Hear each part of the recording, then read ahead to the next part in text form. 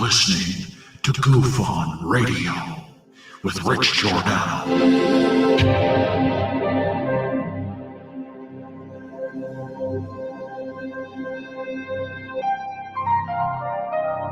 My personal belief is that there is very compelling evidence that we may not be alone.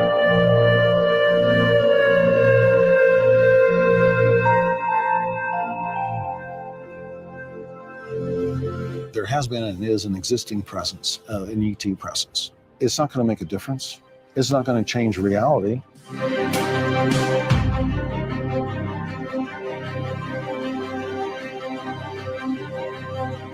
I believe, as do the other folks that were on the flight, that when we visually saw it, that it was something not from this world.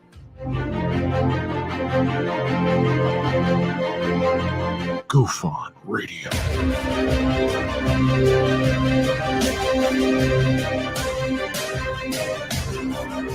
You were either in or you were either out, brother. Green, rise to the top, oh yeah. GUFON Radio with Rich Giordano.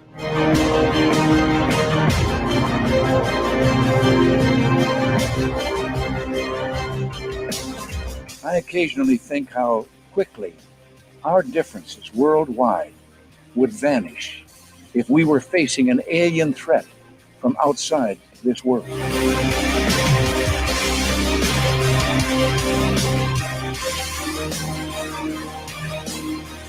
GUFON Radio. Remain seated, please. Permanecer sentados, por favor. You're listening to GUFON Radio with Rich Giordano.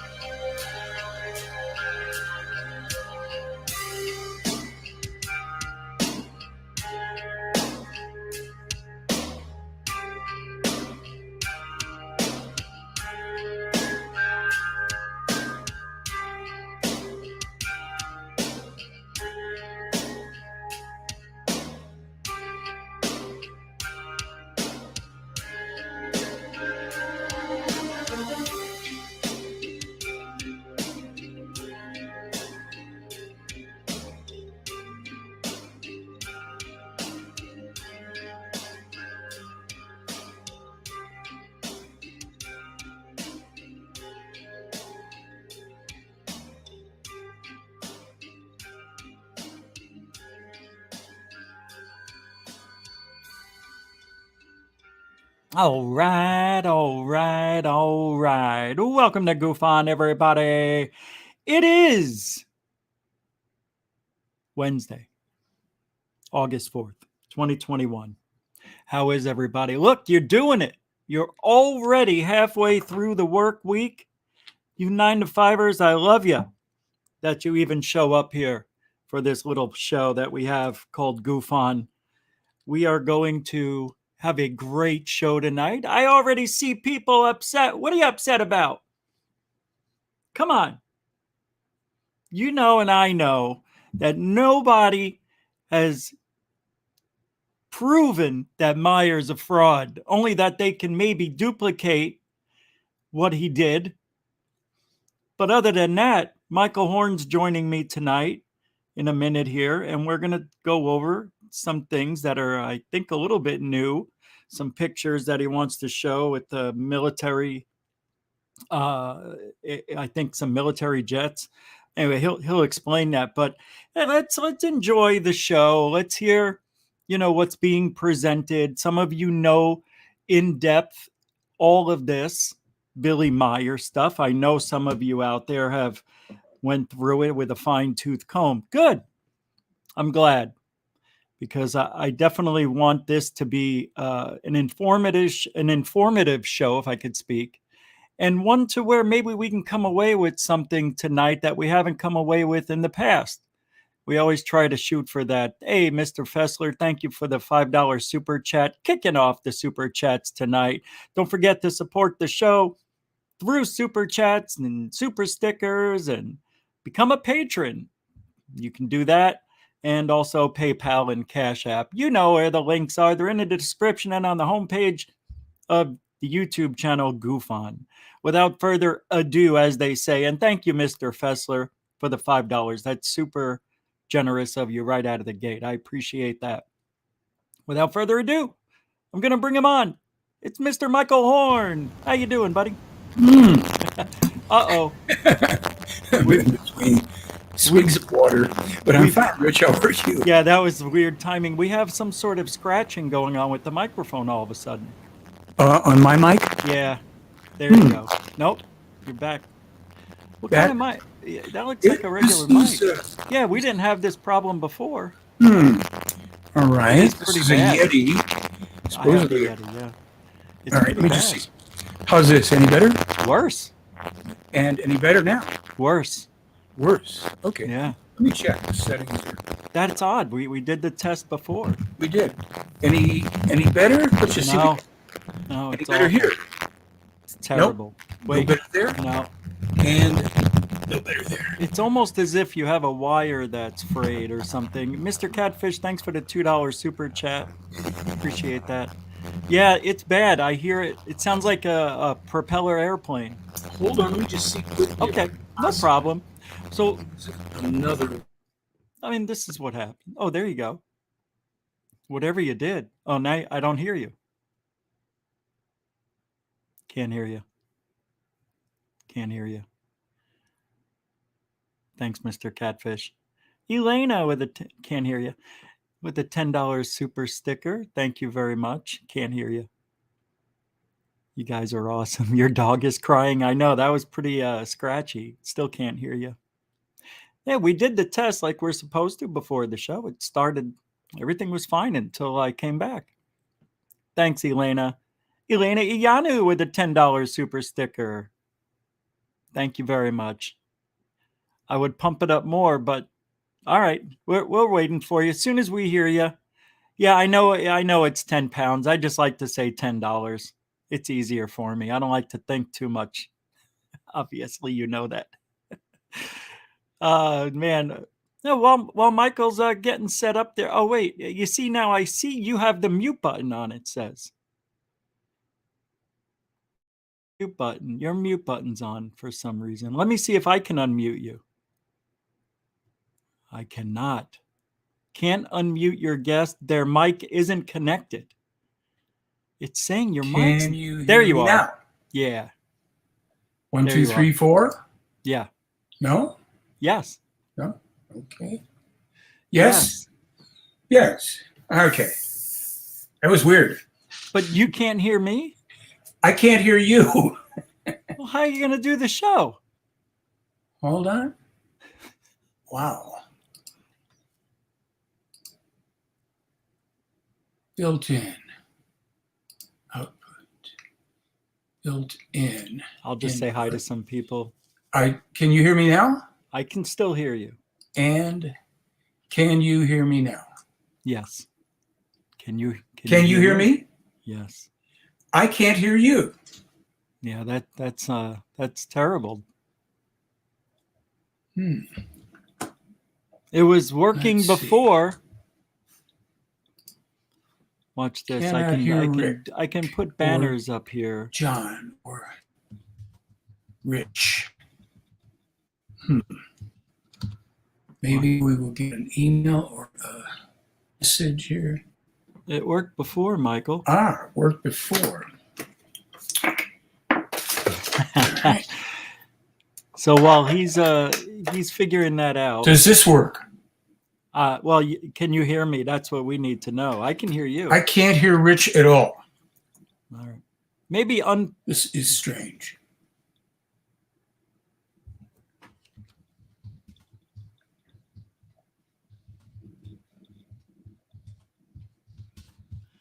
Here we go. Let's try this.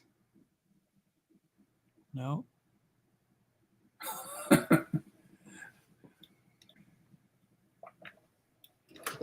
Okay. Sometimes that works, and sometimes that does work. It does, believe it or If you not. can hear me, the problem is I don't hear you at all. Right. Okay, good. But I don't hear you.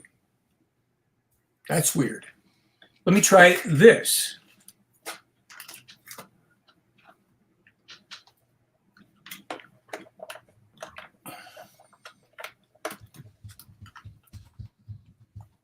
Oh, there.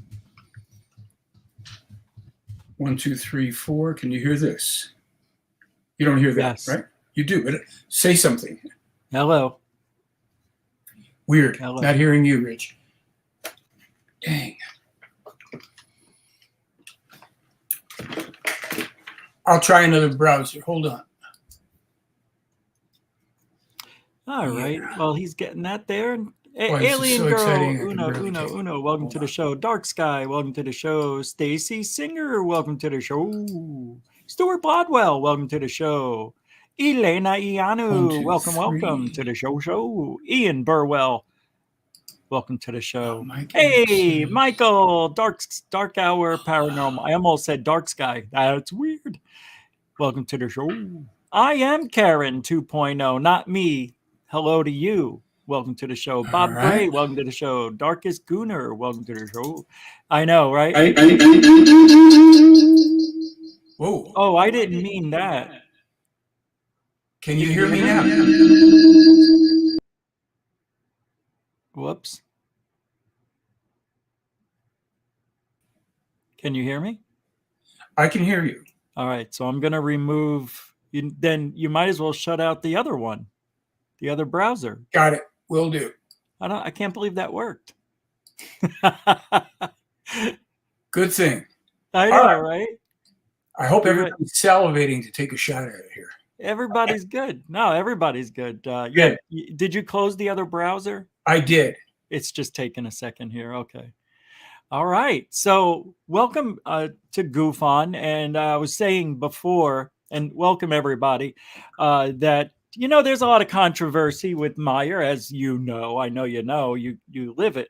But, we're talking about somebody who has the most impeccable videos, most impeccable pictures and experience in the history of man. And I've always said, how come we don't see these crafts ever again? Only one time with Billy for that year or so.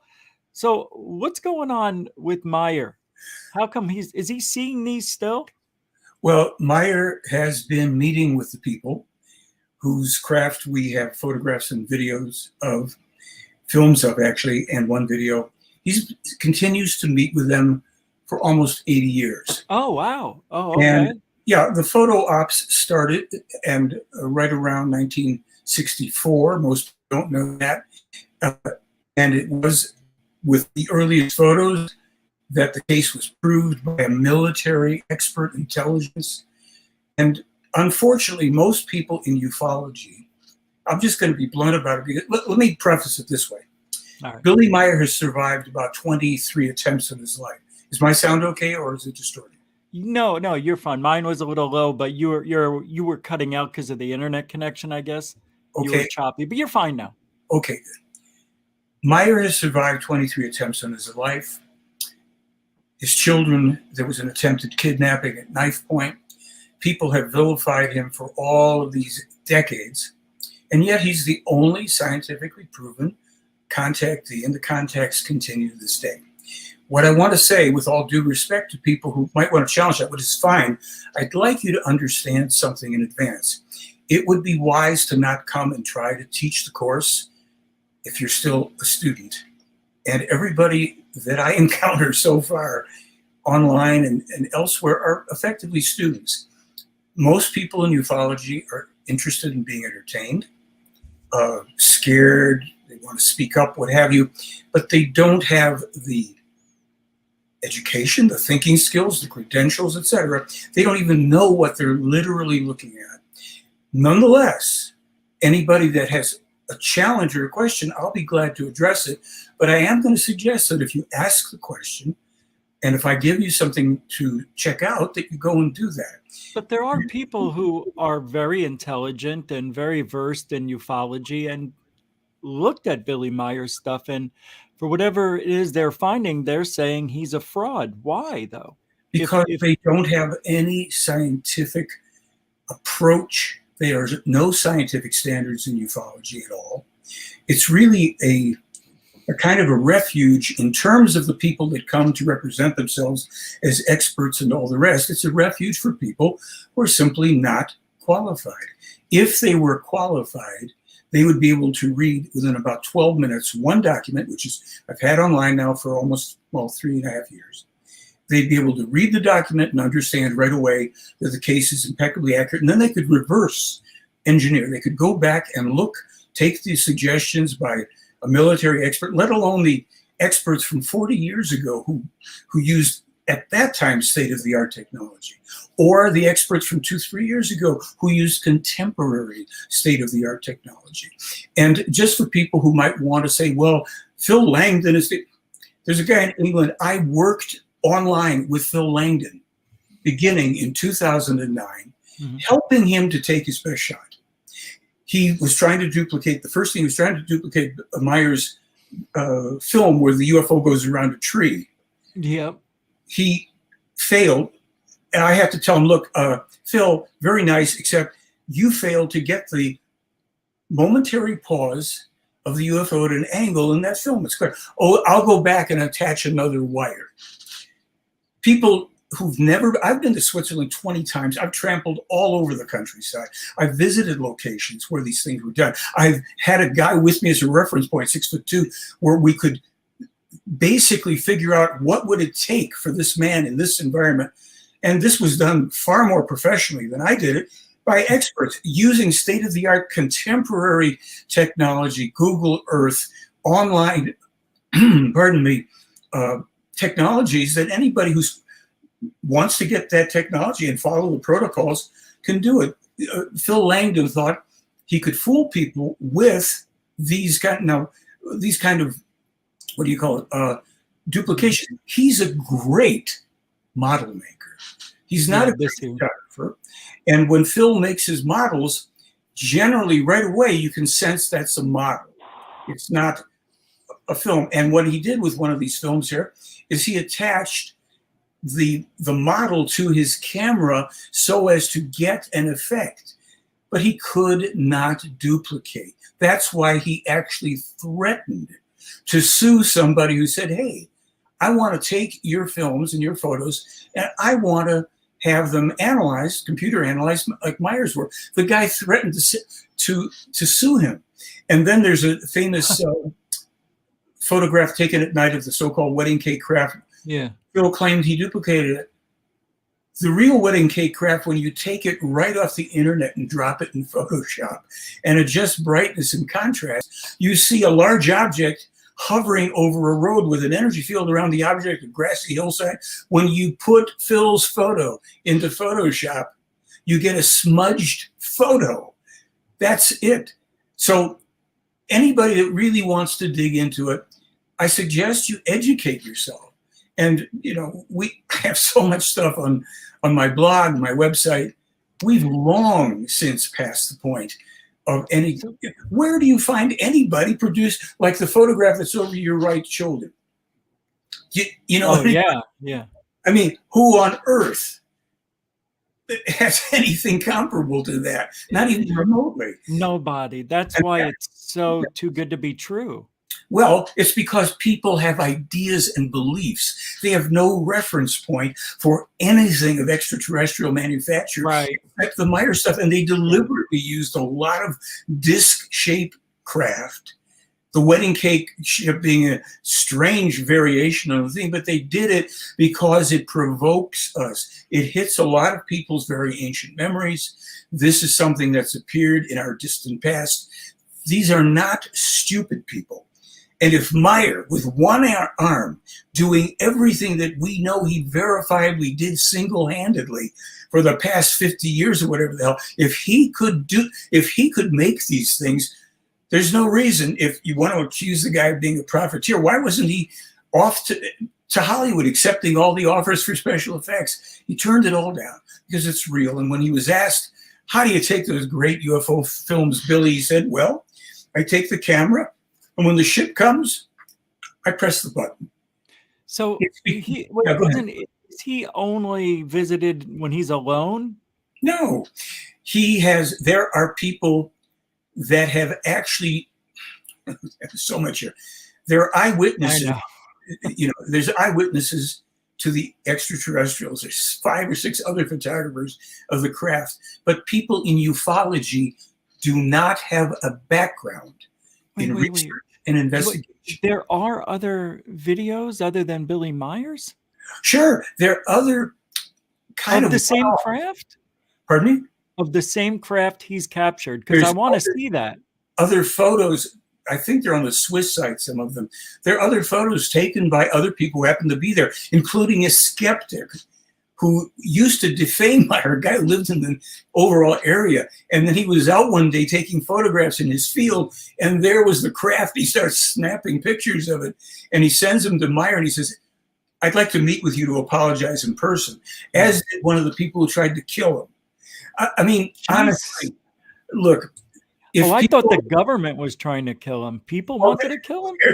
There are people from secret services who tried to kill him. There's a bunch of deluded religious nuts who tried to kill him. And why don't Billy's photos get... If you cannot comprehend what you are looking at now, and by the way, if you look on my blog, we've digitized them now so people can really see. If you cannot comprehend these photos and their reality and all of the independent expert analysis, maybe go into another field. You, as I said, look, don't walk into the classroom and demand how you get taught. Really, but this is the easy part of the case.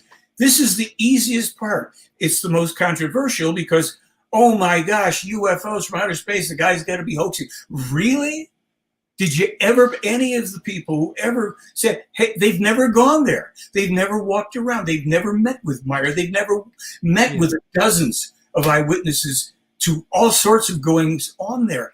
They have no reference point as investigators. If people who are in that category would accept that they basically don't know anything, that would be a good starting point.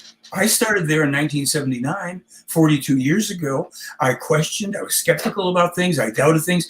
I've been within 20 feet of a small monitoring craft in the mountains of Brazil, but it's anecdotal. I don't have photographs of it, and it's not important. It's interesting, it's not important. This whole case is about trying to save our sorry, pathetic asses from being wiped off the planet, and all that is facing us literally today has been foretold. I mean, all that is facing us has been foretold decades ago, and it's been suppressed, attacked, defamation by people who don't know anything.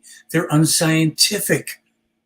They don't want to find what they claim to be looking for. If it doesn't fit their preconceptions, and then they get angry. They get angry at Meier. They get angry at me. What the hell's wrong with those people? Well, they're angry because he's so far away. And I think a lot of those people are from America that really get angry. And me too. I'm angry that I just can't go over there and see this stuff. It's not, now, especially with the way things are. So even before we had lockdowns and things like that, I thought Meier wasn't visiting with outsiders anymore. There are already over 770 transcriptions of the ongoing contacts. Okay. The last 30 or 40, whatever, are focused on this damn pandemic because Meier started warning about coronavirus pandemic. Oh yeah, wait, we shouldn't really say it too much, but just say, C19 or something. Yeah. I mean, really, if people go and look, you can email me, you can go to my blog, whatever you want. Everything, we've got over 250 maybe now, corroborated, prophetically accurate examples of scientific information that Meier verifiably published before our scientists discovered it. I've personally encountered, I went to see a NASA USGS aerospace scientist who works at the USGS in Flagstaff, Arizona. He's an imaging expert for the Mars rover. I gave him 3 pages of Meier's transcripts verifiably published before NASA discovered all about Mars. The guy just did not know what to do. Could the guy be just making lucky guesses? He scratches his head. Well, no, Ken, I don't think so. And we're not talking about someday Mars will turn green. We're talking about the composition of the canals, the coloration, where the water is on Mars, which directions it flows in, what will be discovered there. I mean, the UFO stuff, it's the eye candy, folks. If you don't start digging into the information, you're just chasing lights in the sky. And this is why I lambast people. You know, look, people come at me all the time. They threaten Meier. They've tried to kill Meier. They threaten Meier, and they say all this nasty stuff and fraud. And then I do everything I do. I made a contract starting 2004. I would represent Meier's material the way he puts it out under a couple of conditions. One, I don't have to say it's true if I can't prove it.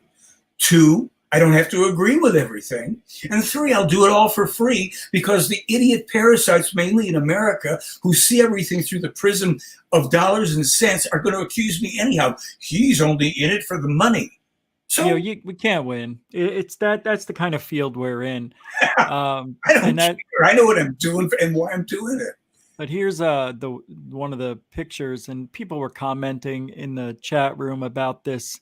This is known as what? The wedding cake? The wedding cake ship. There are 64 photos of this in all sorts of locations and variations, and a video taken in broad daylight where Meier's about, I don't know, 200-300 yards away and zooms in on it. But it's not good enough because the people are going to say, oh, it's forced perspective. Imbeciles, people who don't get it. There is a 74-page analysis of that. There's a book out covering all of this. Just go there, find out what tools were used. Stop thinking you know a goddamn thing, pardon me, because you do not. And start at the beginning. And when you finally get to the place of going, well, taken from inside a craft, okay, I guess the darn thing's real. Now, what's the reason for it? That's the question nobody in ufology ever asks. Do you think he's fooling you and everybody? No, I've tried to trick Meier 4 times in 3 years with the same question. I tried to trick him. Oh, hi, Billy. What about? Same answer without hesitation. He's the guy that did the analysis, the former United States Air Force office. By the way, Fessler, thank you very much for your uneducated opinion. I would simply suggest that you start to learn. Of course, it's not required because we're in the internet age and anybody can babble online because their mother gave them a computer or whatever. Those of us that take it seriously because of what it means for humankind, the reason for the contacts, suffer through the idiocy. And listen, there are a lot of people who were just idiotic in the beginning and who did their own due diligence and then said, well, I guess it's real. I said, fine, no hard feelings. Let's move on. Here's where you can find this and here's where you can find that. When you do your due diligence, as I said, the United States Air Force, Office of Special Investigation, Department of Defense expert who came at me as a skeptic and interrogated me for 3 months, disappeared for 5 months, came back and said, now I'll tell you who I am. He established his credentials. I saw a table full of them. Your Billy Meier case is 100% ironclad authentic. I will take on any skeptics on your behalf. He took on one guy in India, wiped him right away. Then there's a guy named Kevin Randall who thinks he's a UFO. Yeah, I know Kevin Randall. Well, he mopped the floor with Kevin Randall, who can only babble about third-hand information about Roswell, which he had no not direct knowledge of. Nobody in ufology knows here. No, maybe we don't, but wouldn't the governments around the world or any of them want to take this guy and, just pick his brain? You know what I mean? Like maybe pay him an exorbitant, a lot of money, maybe, right? Pay him a lot of money and get all the data that he has. But he saved them the trouble and he wouldn't take the money. So he published it all for free. So I know, it's just, it's weird. It's just, I don't understand if somebody was this incredibly connected. Is it the Pleiadians? The Pleiadians don't exist. Meier, he's the person that started that term in 75, and he asked them, said, well, you're the Pleiadian. Why do you want me to say you're Pleiadians? There's no such thing. And they said, because it's going to make it easy for you. Every time, now that you're about to release this into the world, everybody and their brother is going to say, that they are channeling Pleiadians, meeting with Pleiadians, married to Pleiadians, having babies with Pleiadians. Yeah. Every single one of them is a liar. So don't bother asking us, since you know there's no Pleiadians. So there's no Pleiadians. But here, let me get back to your question just for 1 second. Okay, yeah, sure. Look, you say, why doesn't he meet with you? He has met, he meets with some Swiss military people and has over the years. They know the case is real. They can't talk about it publicly. There's a Swiss Air Force guy who came forward because he was flying a plane that was photographed with one of Meier's UFO. This stuff's in there. People, if they want to do their homework, they can find it all. But in these thousands of pages of freely available transcripts, he's asked about basically anything you could want. But if people are going to make their infantile demands, when they demand it, or it should be this way, and they should take pictures of the extraterrestrial. Why? It's so easy to fake anything these days. I mean, they literally cannot duplicate his photos. Literally, you can duplicate effects. Phil Langdon tried to duplicate the lights flashing on and off Meier. He couldn't, so he had to settle for getting a sunlight glint. Mm-hmm. This is why I'm telling you, people in ufology, if you're interested in this topic, then get serious. If not, it's okay. It's entertainment for people. And I'm just telling you, that's what it is. But if you realize that your life might be somewhat saved by dipping into this, that's all. I mean, we won't go into what that is specifically. I won't make you nervous. But there are some people who say there are Palladian or Pleiadians because they're liars. They're liars. I'll make wait. So only Billy Meier's telling the truth? In this case, where do people get the name Pleiadian? It did not exist before Meier published it. Well, you have that. What is it? The Pleiades, the Seven Sisters, that little group of stars. What do they call that? Right? Isn't that what that's called? The Pleiadian system? I don't know. The Seven Sisters. Look, star. There's no life there. Okay. Our scientists know it too. Those are blue stars that have no life. But look, let me make it really as clear as I can in this sense. Sure, I don't care about people believing or not believing anything. I try to make sure I don't have beliefs. People say to me, would you believe the Meier case is true? I say, no, I don't have to believe it. I know it's true. Do I know everything and it's true? No, I don't know that. I've been able to, along with other people and people who preceded me and did historical work, we've proved it's real. We know that. And look, I have associate people who are aerospace, legal experts, scientists. These are the people who I respect because they get it. They know. They tell me this is real. They come forward, a few of them here and there. They're people who are trying to help to get NASA to deflect an asteroid that's going to slam into this planet. And Meier's the first one to warn about it. I mean, people. I don't care if people believe things. I want to look. I'll answer if somebody has a question. Why this? Why that? I'll give the one-time answer as best I can. But people who think that they can tell what something. Most people here can't identify the majority of aircraft that fly in the sky. Maybe some will say, well, it's got to be a 747. But there's a variety of aircraft on Earth made in other countries. People think they are experts because they're interested in something. That doesn't make you knowledgeable.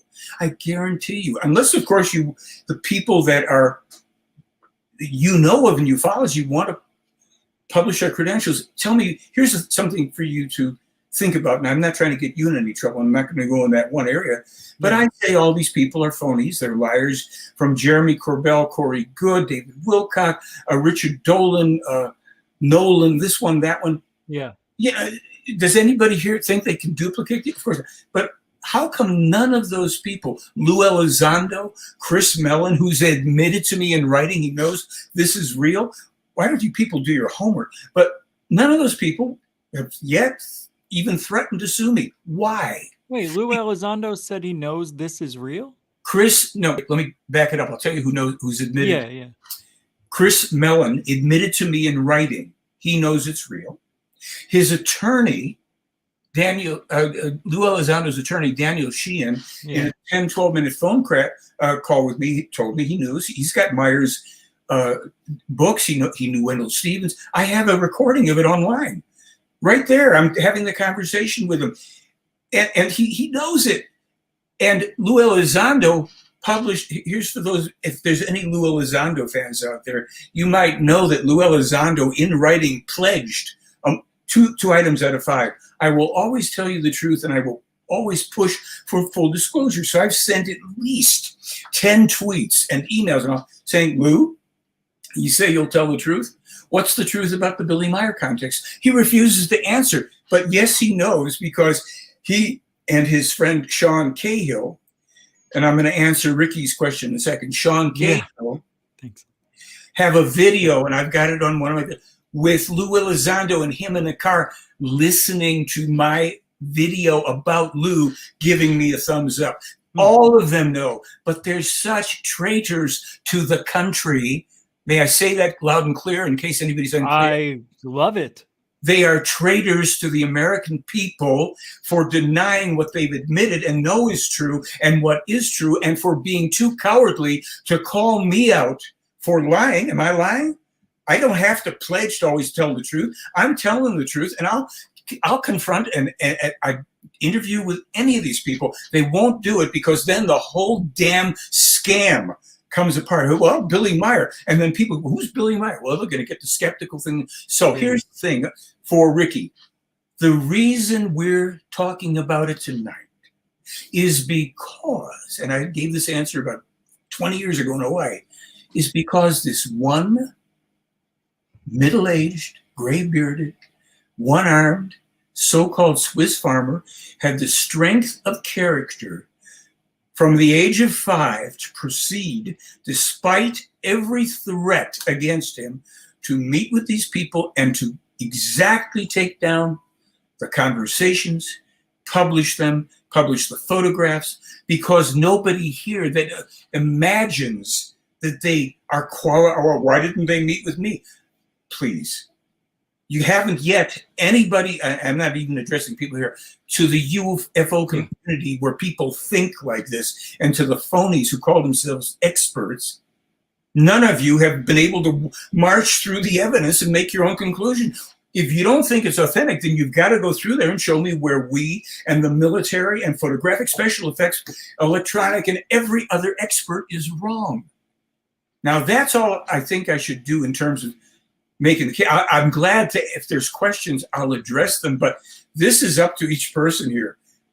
I don't have to prove any, there's no arm twisting here. It's here, you're free to look at it, and if you just want to, if you just want to make yourself feel good because you think you know what something is, you want to say, oh, it's a fraud, what's your qualifications? Do you know your ass from your elbow?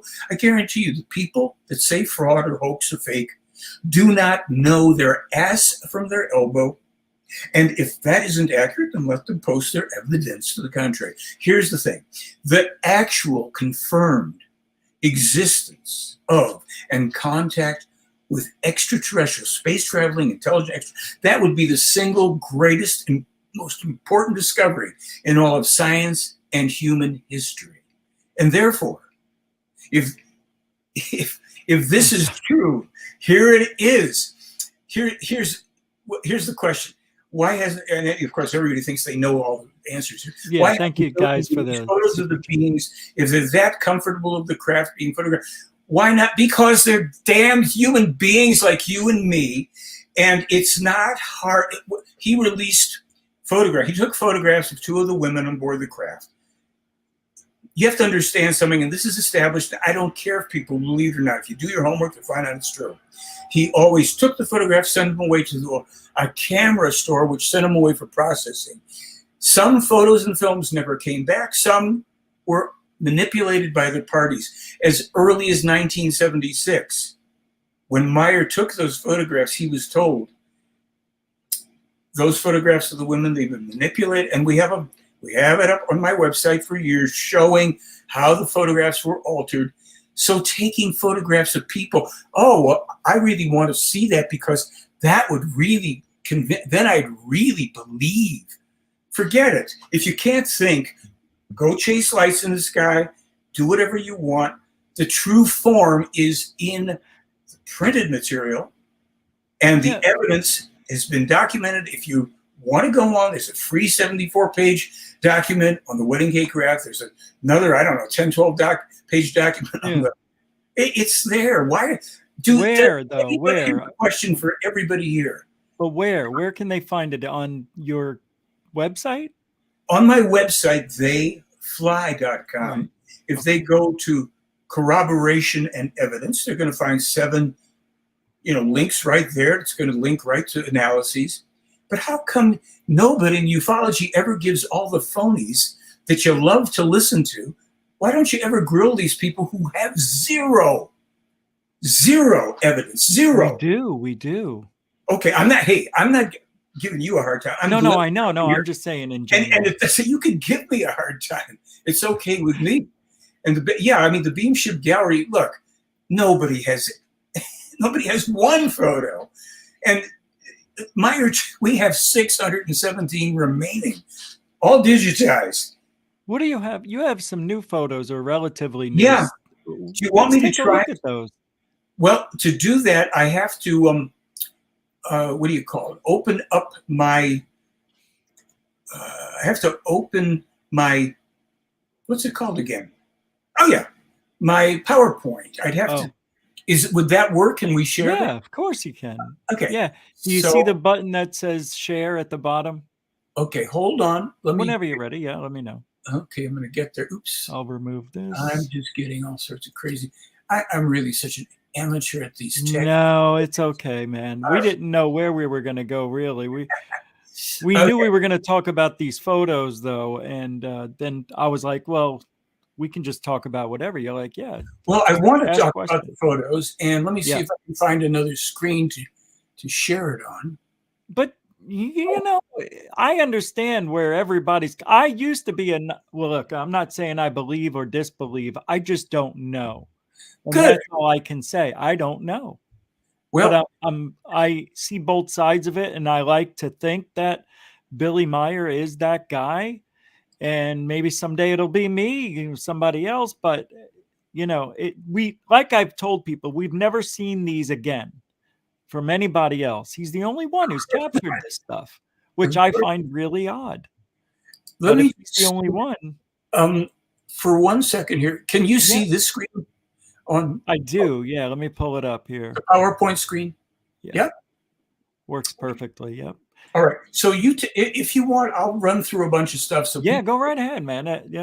Whatever you want. So all right, here we go. I'm going to try to not blow it when I click on things here. All right.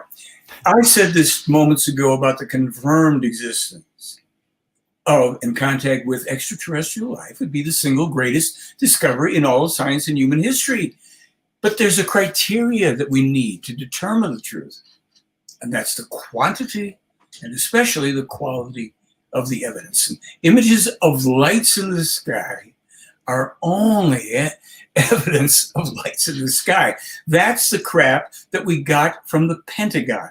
What's this crap now? Is this one of Meier's? No, this is the Pentagon's Tic Tac thing. Yeah, I know. But I thought you were going to say it's one of Meier's craps. No. I'm just going through, walking it through. Here's the Pentagon. This is what the big deal has been made about, this very phony disinformation. Oh, my God. Horrible thing. Yeah. Okay, so here it is. Nice. Oh, wow. Look at that. It's a blob.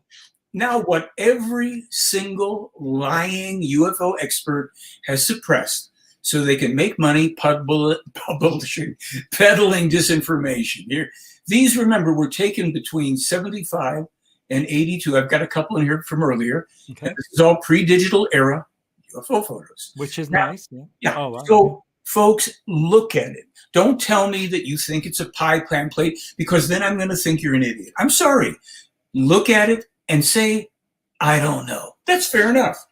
I don't know. Geez, dissimilar metals, all sorts of flanging, interesting, above the ground. Gee, I don't know. That's fair enough. Gee, parked in a tree. Well, why is that tree blurry in the foreground? Because Billy Meier's camera has a broken viewfinder, so things that are farther away are clearer, and those that are closer are more blurry. This has been, right? That makes sense, yeah. It's been analyzed. Folks, get up to speed. This was all handled in 78. Another one. There's actually about 9 photos in this series. The tree, the sky, the land, everything reflecting. Do you know, is this craft spinning very fast, or is it No, not this spinning? one is not spinning at all. It's paused. That's why you can see, hopefully I don't disappear the image here by moving my little niece over here. That's like a window, and that's like a window. So it's stationary. Oh, yeah? Okay. There's screens for looking out when they're in a planetary locale. There we go. So we'll go forward again. Yeah. Now just look, you can see reflections. And in our digitized versions of these, it's just, this is not I believe the object's there, but my problem is it's not really that hard to make, to fool people with perception and stuff. Well, it is hard because when you get into the details about the tree, which was also handled when the photographs were sent to forestry experts back in the 90s by a professor at Oregon State University who said to them, because he knew them, he said, "Hi guys, forget about that funny silver thing. Is that a model or a miniature tree, or is it a real tree?" Yeah. All wrote back to him saying, "Well, of course it's a real tree. There's something here going on at the top of the tree called nesting. This only happens, with real trees. And there's some pruning that can be seen maybe on this one and on a number of the trees. There are no miniature and model trees that are made that way. This is a natural growing. It's approximately 40 or more feet." So they gave him the info. Now, of course, if any of the geniuses that want to attack that can substantiate it, Phil Langdon took little models and stuck them out there, but he won't have them tested because they're little models, little trees, and you'll analyze it and they're close to the camera. This, again, farther away. So just to reiterate, I think you're saying that Phil Langdon did not want to have any of his stuff analyzed? He threatened to sue somebody who offered to do it. And of course, anybody could analyze them. And all you have to do is write to him and say, "I'd like to analyze your photos and your films." Well, why wouldn't he? Pardon me? Why wouldn't he do that? Because it's going to show that they're tiny models close. Anybody that looks at them, that understands and has studies Meier's material. Look, I'll give you some. No, that's what I'm saying. What does Phil Langdon have to lose by showing people how he did what he did? I don't get that. Because he's trying to say this is how the photos and films were hoaxed, except for one thing.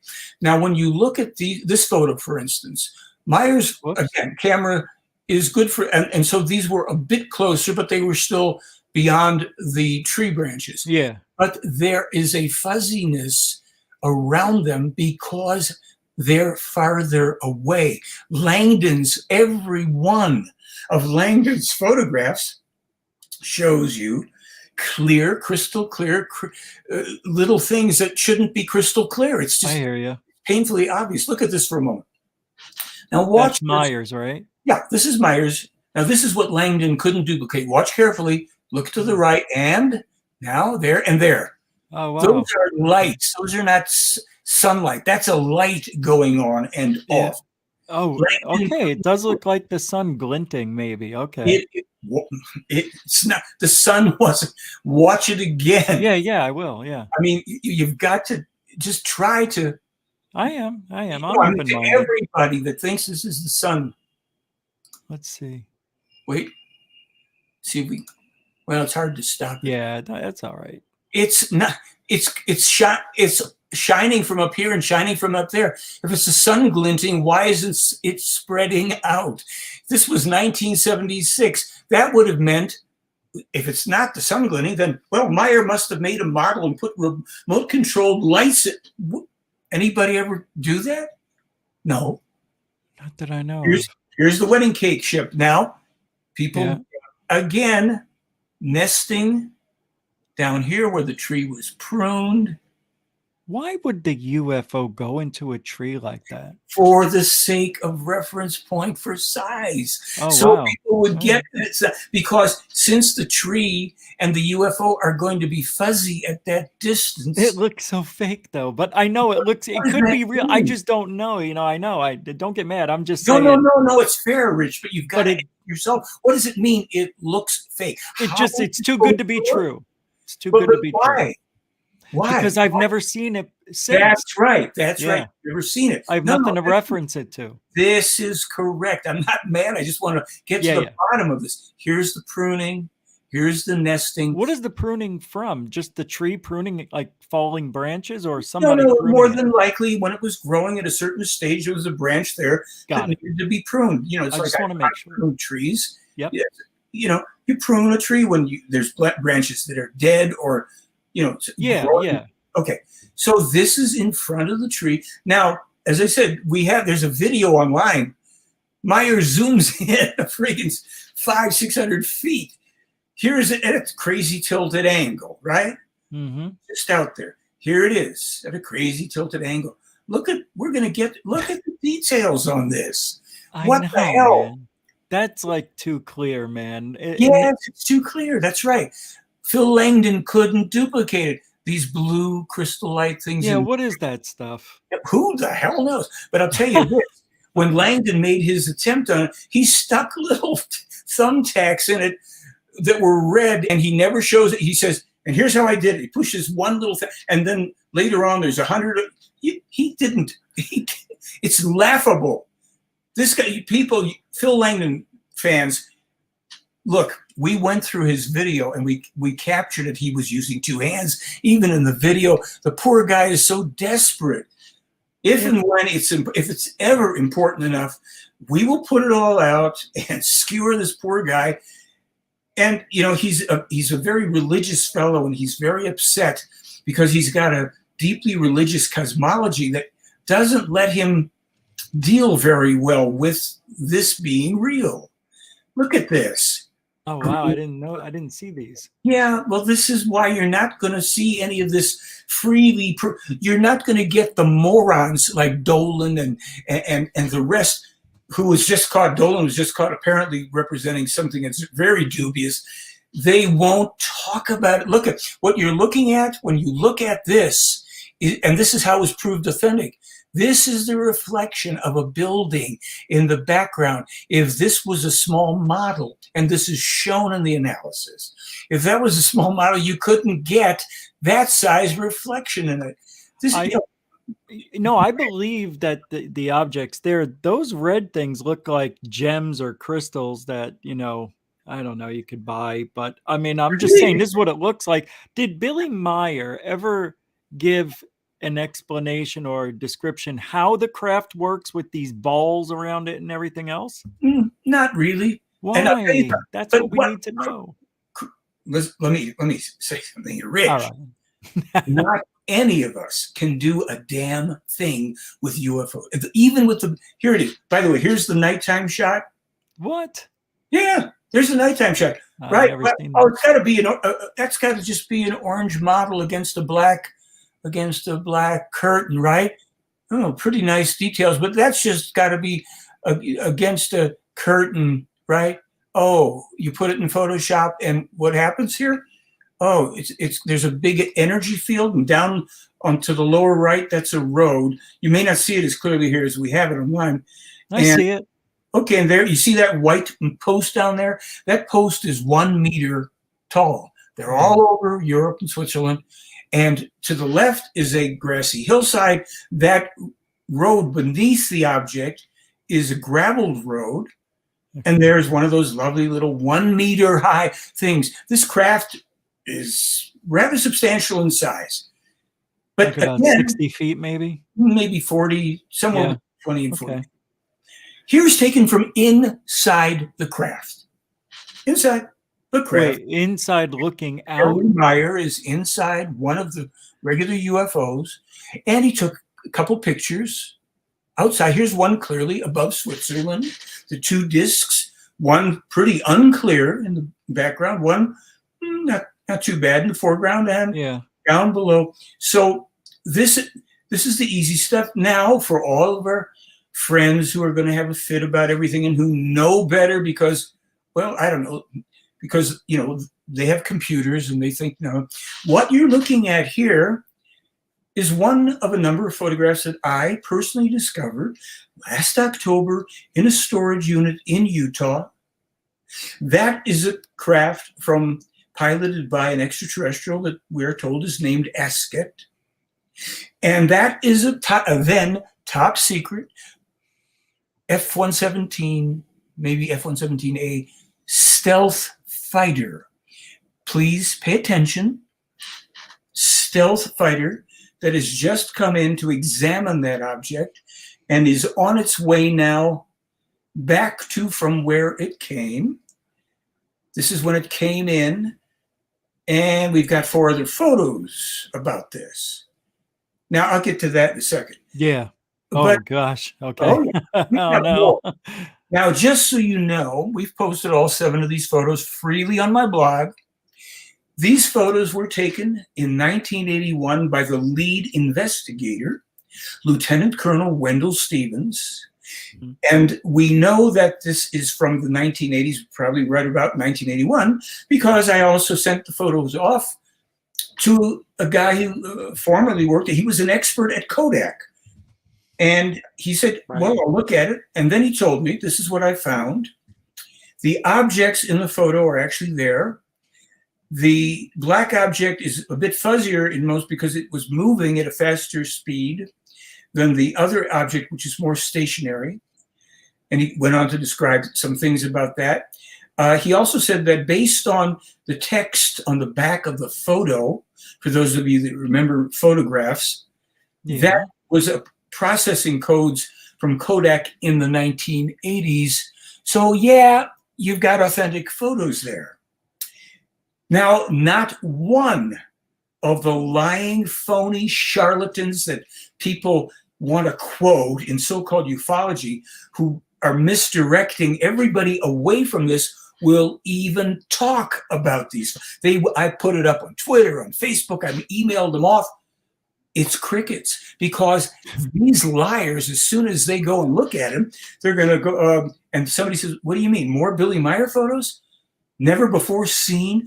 Oh yeah, and there's a great possibility if we've got the information right, and we'll probably know in a month or two, but what the information we got was that Wendell Stevens had probably been picked up by Asket in America in 1969, brought forward in time, and it's either Groom Lake, Area 51, or Pensacola, Florida. We're still working that out, but these were taken by Wendell Stevens in 1981, whether they moved them forward and back in time or not. That's when they were taken. Is that what he claims? No, he didn't claim. He never Okay. mentioned these photos. I was shown 24 boxes of Wendell Stevens archives in a dusty warehouse last October in Utah. And I went through, and weirdly enough, it was in the last box. These photos are sitting right on the top of some other stuff. I thought they were from Switzerland, from the Mirage jet thing. I looked at, oh, that's really cool. I never saw those. So I sent them off to Switzerland. They wrote back, say, no, that's not from a Mirage jet. That's a friggin' F-117.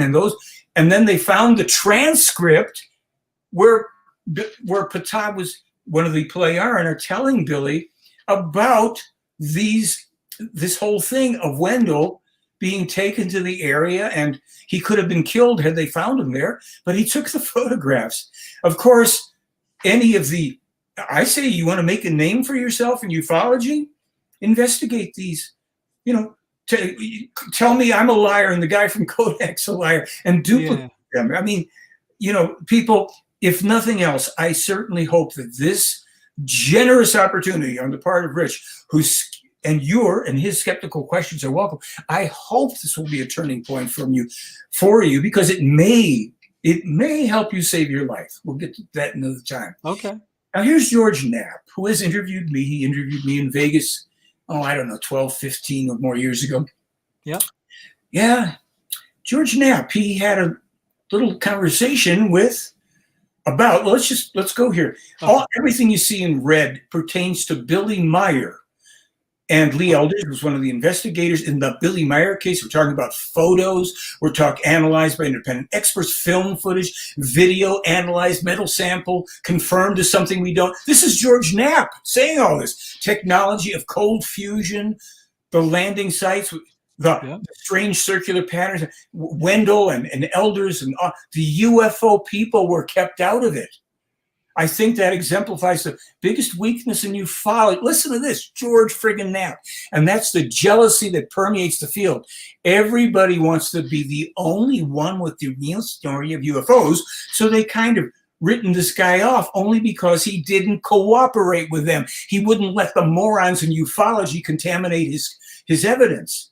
And that was Wendell's decision. Oh, wait, we're not done. Go ahead.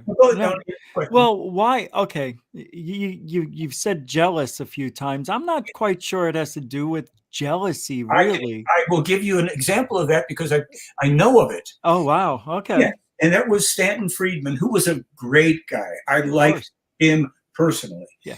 He tried to take me on in a debate on a radio show called the X Zone some years ago. Mm-hmm. The readers' poll showed that he did get 2% from the readers, and I got 98% because I mopped the floor with him. I saw him after that. Was it after? I think that, before he died, of course, up in Canada, and we were very cordial because I like him. I don't have anything, frankly, but by the way, against anybody that I'm criticizing for being a phony. They're simply out of integrity, and I'm going to call them out and let them come forward, because I'm at a stage of my life, I don't give a damn. If you can't stand up for yourself and you can't face up to little old me, then you're just a goddamn liar that should go away and not worry about trying to convince people that you're a UFO skeptic. Okay, let me explain. Yep. Our good friend Stanton, and there's documentation online. 1987, he was at a presentation. He wanted Wendell Stevens to let him in to the analysis of all the evidence. And Stevens said, no, Stanton, nobody associated with ufology. I know you're a nuclear physicist. I'm only using experts from NASA, JPL, USGS, Mars Orbital Camera. These are the people that we're going to and that have agreed to analyze this stuff so that we won't be accused of amateur night by having UFO people involved. Yeah. That's the reason. So all of this stuff here, do you notice down here after 37, Lazar? That's Bob Lazar. He's there with Knapp talking about it. Yeah, I looked at that. What caught my eye was certainly whatever the book's called, Contact from the Pleiades or something, but it's essentially a picture book. There's really no text in it. There's text in it he can't read. One of the crafts in there looks strikingly similar to one I call the sports model. Look, and there you go. I don't have to read this for everybody. Here's Bob Lazar and George friggin' Knapp telling you the Meier evidence. Wow, authentic, analyzed, authenticated. And then we've got people like Jeremy Corbell, one of the big shills and liars, partnering now with the UFO disinformation spreading George Knapp. I applaud you for saying that. Thank you. My God, these people are prostitutes. It's sad what they did to George Knapp. How can you pay people enough to destroy their integrity with poor old George Knapp? Yeah, history here, but there's more. So does Bob Lazar. He's partnering up. Smiley, Bob Lazar, and Smiley, Jeremy Corbell. Yeah. Well, the Pentagon said they cut me a check if I go out there and warn everybody about the threat. Get out of here. Now, look, these are the people. Some of them. There's others, but I can't think of everybody offhand. And I stand by it. And I will retract on a moment's notice anybody here who's representing an actual, independently authenticated UFO case and has the evidence to substantiate it, and any substantial, significant, previously unknown scientific information. No, I'm not holding my breath, but go ahead. Anybody in here you want to? I've contacted Jimmy Church. The poor guy. I think Jimmy Church has. To be honest with you, I think he's got a sponsorship agreement with Depends. This guy craps every time somebody mentions the Meier thing. Oh, I don't want to talk about Meier. Click. So the poor guy. I mean, here's a guy. He's got a great voice. Yeah. What's creative here? Let me tell you, all of the names in here, except for maybe one or two, I agree with. I agree. A lot of us here agree. Here, look, Dolan, Nick Pope, James Fox, really? He's just a filmmaker guy. Yeah. Aw. Well, there's reasons. By the way, he's made nice films, but And made a lot of money off them too. Yeah. I found out. Yeah, he's attacked the Meier case to keep that from being. he did. Yes, I was in email exchanges with a guy, I don't know, 6-7 years ago or something. Why? These people just don't want their cash cow gourd. They don't want the truth to come out, because then what are they going to do? Flip burgers? No, whatever you're going to say here, I didn't mean to interrupt that.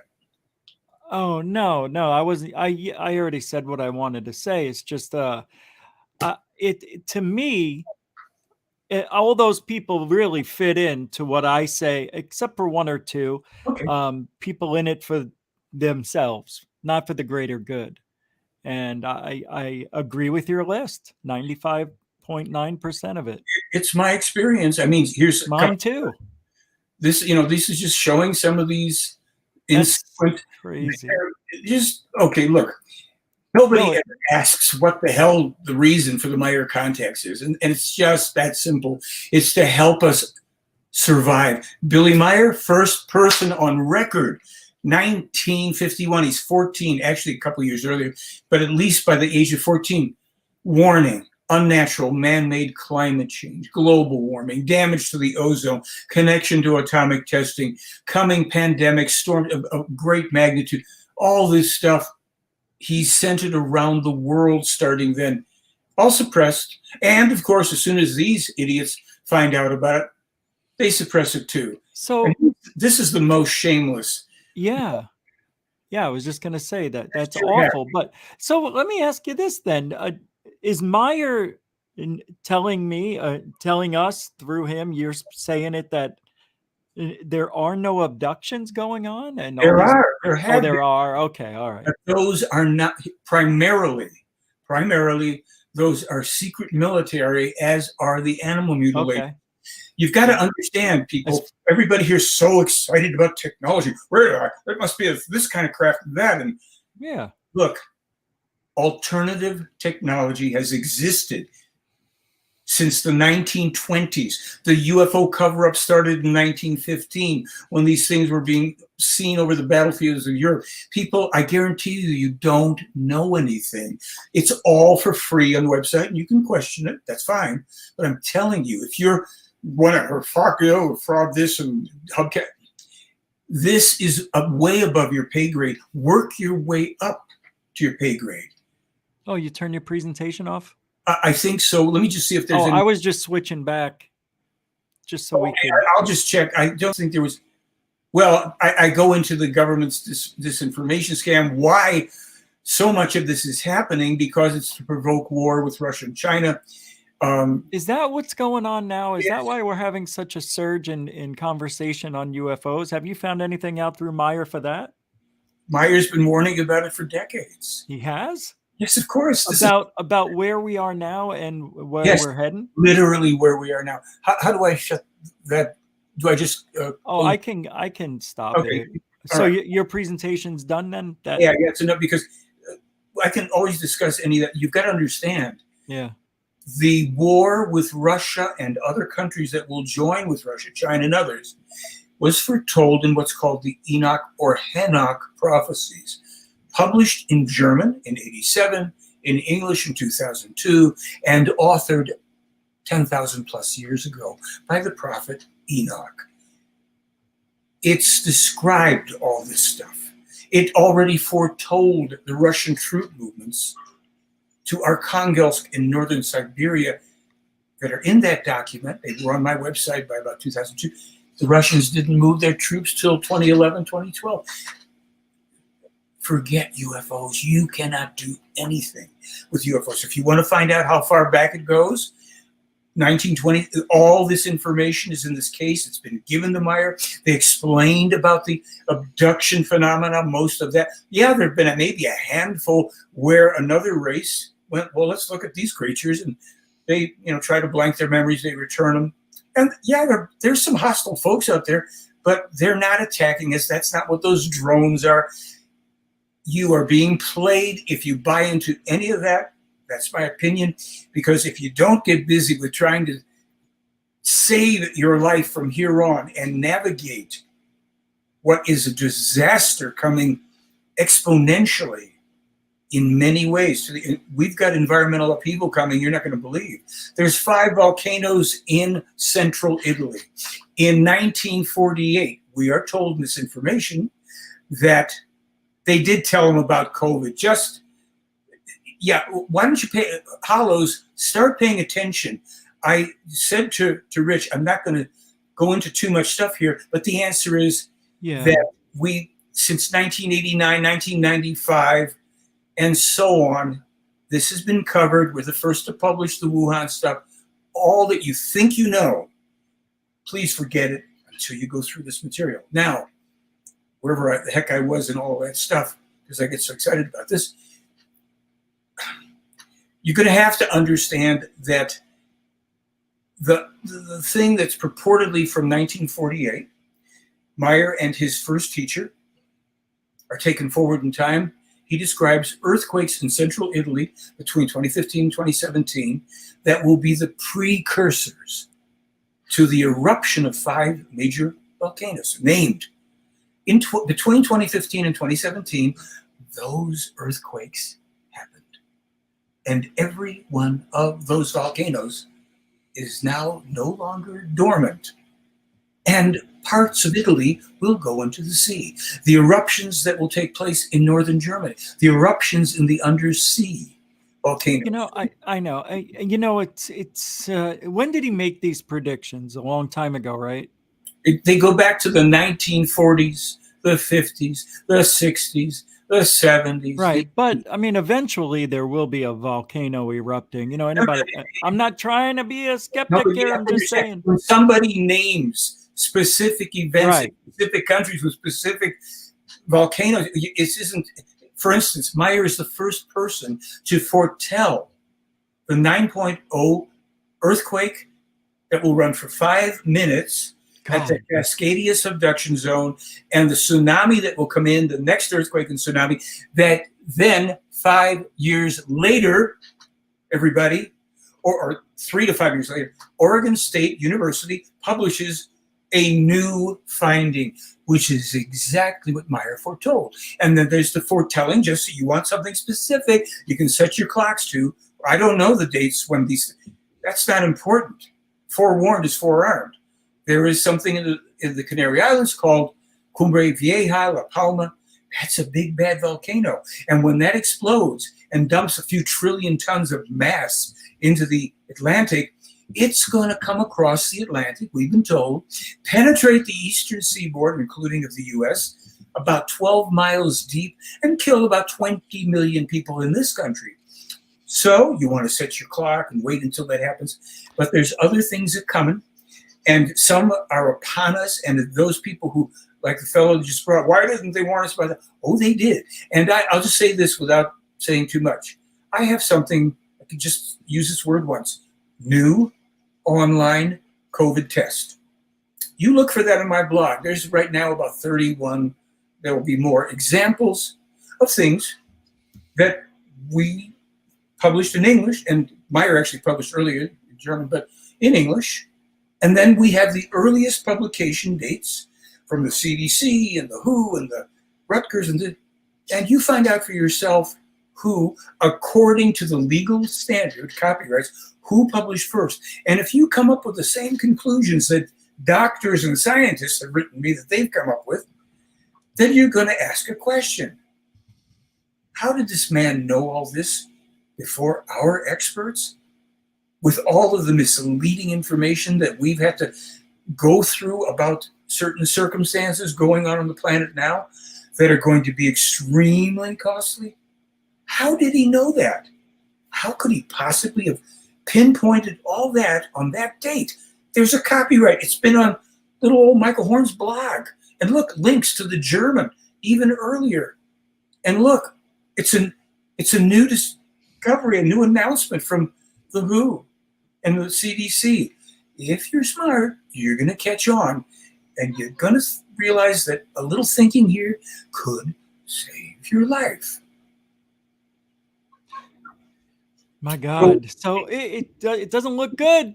It doesn't look that's good. why people who are more advanced And- aren't here to dazzle us with their footwork. They're here to, well, let's get their attention. These folks love chasing lights in the sky. Let's give them plenty to chase. They're going to argue.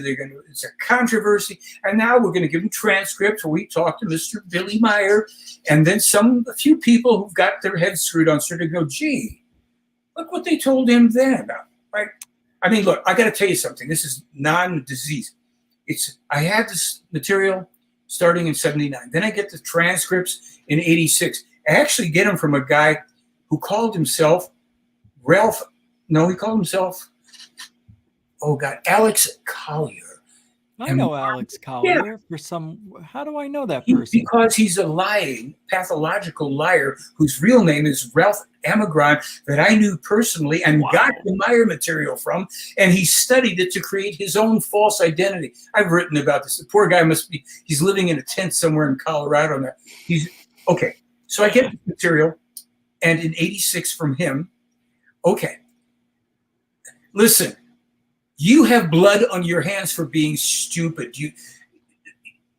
God, I can't. After all this, do you really not get that you better do your homework and stop with this?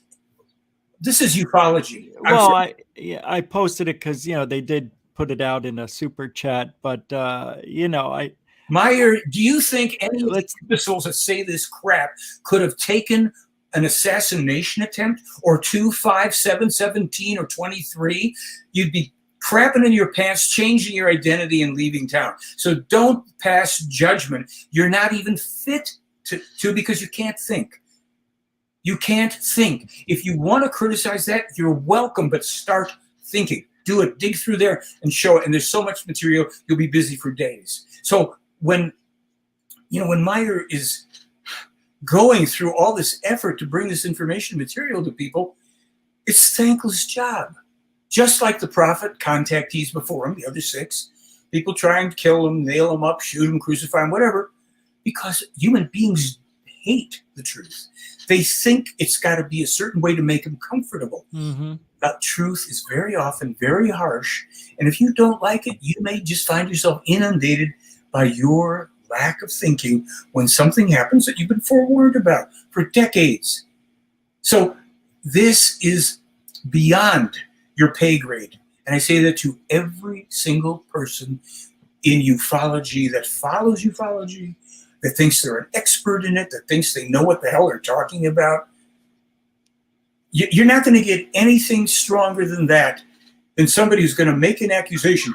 If he knew, no. Now that you know, what are you going to do about it? That's the eternal question here. You didn't know before. You had access to this, unless it was hidden for you because you've been following phonies. We've been out there for a long time. I got this information. So here's what started the whole other thing. 86, I get the information. 1988, I open a newspaper. It says A-bomb testing tied to ozone damage, and starts giving these percentages. And I go, wait a minute. How could this be new information? I reach under the bed, first 100 pages from 1975. Billy Meier's being told this stuff. Do you people understand? No, we don't. No, we we gotta don't. understand something when something's published, not just a day or 5 days or 10 days, decades in advance. But a lot of people probably are like me and say, "Oh, Billy Meier," and that's that, and they don't even read it. Like me, I'm being honest with you. I only read this because of you. I mean, when I had you on the last couple of times, that's why. Other than that. But this is good. Look, it doesn't matter. See, I don't attack people that go to the trouble to look, to start to think, to ask a question or pose a challenge. When people make idiotic comments, I know they're imbeciles, and I feel badly for them because they'll stay being imbeciles. If somebody in there says, "Oh yeah, what about this?" Let me try and answer it. You're not a fool for asking a question. It's good because you don't know anything. None of you in the chat room know anything, except a couple people that might already be students of the Meier material. And they know. They've spent the time to find out for themselves. So you can be among those. You don't have to join anything. There's no cult. Sorry, it's not a sex cult. You can't join that. It's not a religion. It's not a belief system. It's independent. If you get it, you're a sovereign person. If you want to communicate with other people, we have online meetings and all that stuff, but there's no authorities. It's leaderless. You are 100% responsible for you. That's the core message in the Meier material. But people have for millennia given away their power and authority to mind-bendingly enslaving moronic and bloodthirsty religions, political systems, beliefs, cults, and all that. Nothing that brings peace to the world. So here they are again, a little peace and love bunny play-on people who had to go through the same thing in their world to straighten their own selves out. And for 52,000 years, they claim, okay, we've had peace. We can't meet with anybody on Earth because we could fall back into the kind of crazy that the people on Earth are in. We love them, but we'd like to help them from a distance. So we're going to give them everything they could possibly want if they want to think their way through it. Well, people can check everything out on your blog. Well, you called it, isn't it a website or is it a blog? I have two things. The website is the oldest, and it doesn't have as much info. It's got a couple hundred articles, great stuff. It's theyfly.com. And the blog is theyflyblog.com. And as I like to do, I'll give anybody who wants it a free copy of the film we did. We filmed in 2006 and 2007, put it out in 2008. It's called The Silent Revolution of Truth. Arguably still the best UFO documentary. And if you watch it, you'll see why, because of what's in it. No beliefs, nothing. I even have skeptics in it trying to make their case against it. You email me and you say the word free or rich, if you like. Rich is a good word, or GUFON. Send you the free thing, no strings attached. That's cool. You don't have to like it, believe it. You don't have to buy anything. You don't have to enjoy it. Okay, so that's, I was just going to let everybody know. I'll put all the links in the description immediately after the show, so I never forget that stuff. But go ahead. You were going to say. Yeah, I've heard a lot of criticisms. I've believe me, anything you could believe, but you can validate. I see it. Right. And your chat is full of people, because suddenly people that are comfortable with their beliefs and comfortable with playing authorities. Well, okay, here. I didn't want to forget. She's been asking. I responded to that. We've got it on my website, Esket and Nira. You can email me. It's been debunked long ago. It was shown technically impossible for Meier to have done it. It was manipulated by other people. See, this is the thing. Everybody in ufology rushes right away to that which attacks the Meier case. They rush to the skepticism because they're incapable of thinking for themselves, and they don't like being told that, because there goes their whole identity with all the bullshit ufology. Now what are you going to do? It's BS, and you're in trouble if you follow that stuff and you don't demand of your favorite ufologist that they look at those photos from 1981. Why don't you talk about those or any of the stuff? And that is on Theyfly? The photos are on Theyfly blog. And does it show how it was manipulated? Is there any way? Oh, I'm sorry. Esket's on the, it explains it, actually, a lot of it. There's more to it, but it's on the website, Esket and Nira. And then I can, for anybody that writes, I want to find out about this, I'll send you links all day long. I have on the website probably 200 articles. And that includes a bunch of the analyses. I have on the blog 1,300 plus. And it's ironclad. I can do this. Anybody that knows my material can do exactly what I'm doing. On one leg, blindfold with one finger pointing in the air, because it's easy. When the truth is the truth, there's no tricks there. You don't find, oh, he hoaxed it like this. No, that's how you think you could hoax it, but you can't. The people who gave these photo ops to not only Meier, but other people caught it, they're not stupid. They know that we are. They know that after 13,500 years working with the different prophets historically, who were their contact people, that human beings of Earth are bonehead stupid, but maybe during this electronic age, when they can see, around the world, they can read more, they can start to think and all that. Maybe they'll figure it out this time, that they're on the road fast track to destruction. And now that they're getting what was called 10,000 plus years ago and more, the rampantly spreading diseases which are mentioned by each of the prophets, maybe they're going to go, oh, well, maybe we better pay attention, or at least check it out and see if we can find any, holes in the story here, because that's what Americans want to do. We're number one. We can't be fooled by this little Swiss guy. No, we're going to get the Civil War, as Meier warned about in 81. I laughed about it, tell you the truth, and I've said this before. It's 1986. I'm with this guy, Randy Winters. He used to represent the Meier case. He has the prophecies right there from 81, which also came out again with more in 87. I pick it up and go, hey, what's this guy Meier talking about? That there will be two terrible civil wars coming to America, one following the other. And it can't be helped if the country's going to break up into 5 territories. Give me a break. Ha, ha, ha. It isn't your alternative hero friends like Alex Jones, who's trying to promote civil war, and the rest. It's Billy Meier who foretold it. I published article upon article about this. It's got it in videos. And people say, well, there's no civil war now. Yeah, good. Nobody in gray and nobody in blue out in the street. It's upon us, folks. The Meier war. It's close. I'm sorry? It's as close as it's ever been, I think, in my life. Polarization. Meier in 2017 warns that our government officials are going to be attacked by various, he spells it out in the, I've got the predictions online. In those predictions, he also talks about some things that the elites are going to do that are going to make a lot of people disappear. And in 1952, I think it was, he also talked about it. So those of you that are whining about, well, why didn't Meier warn us about it? He did.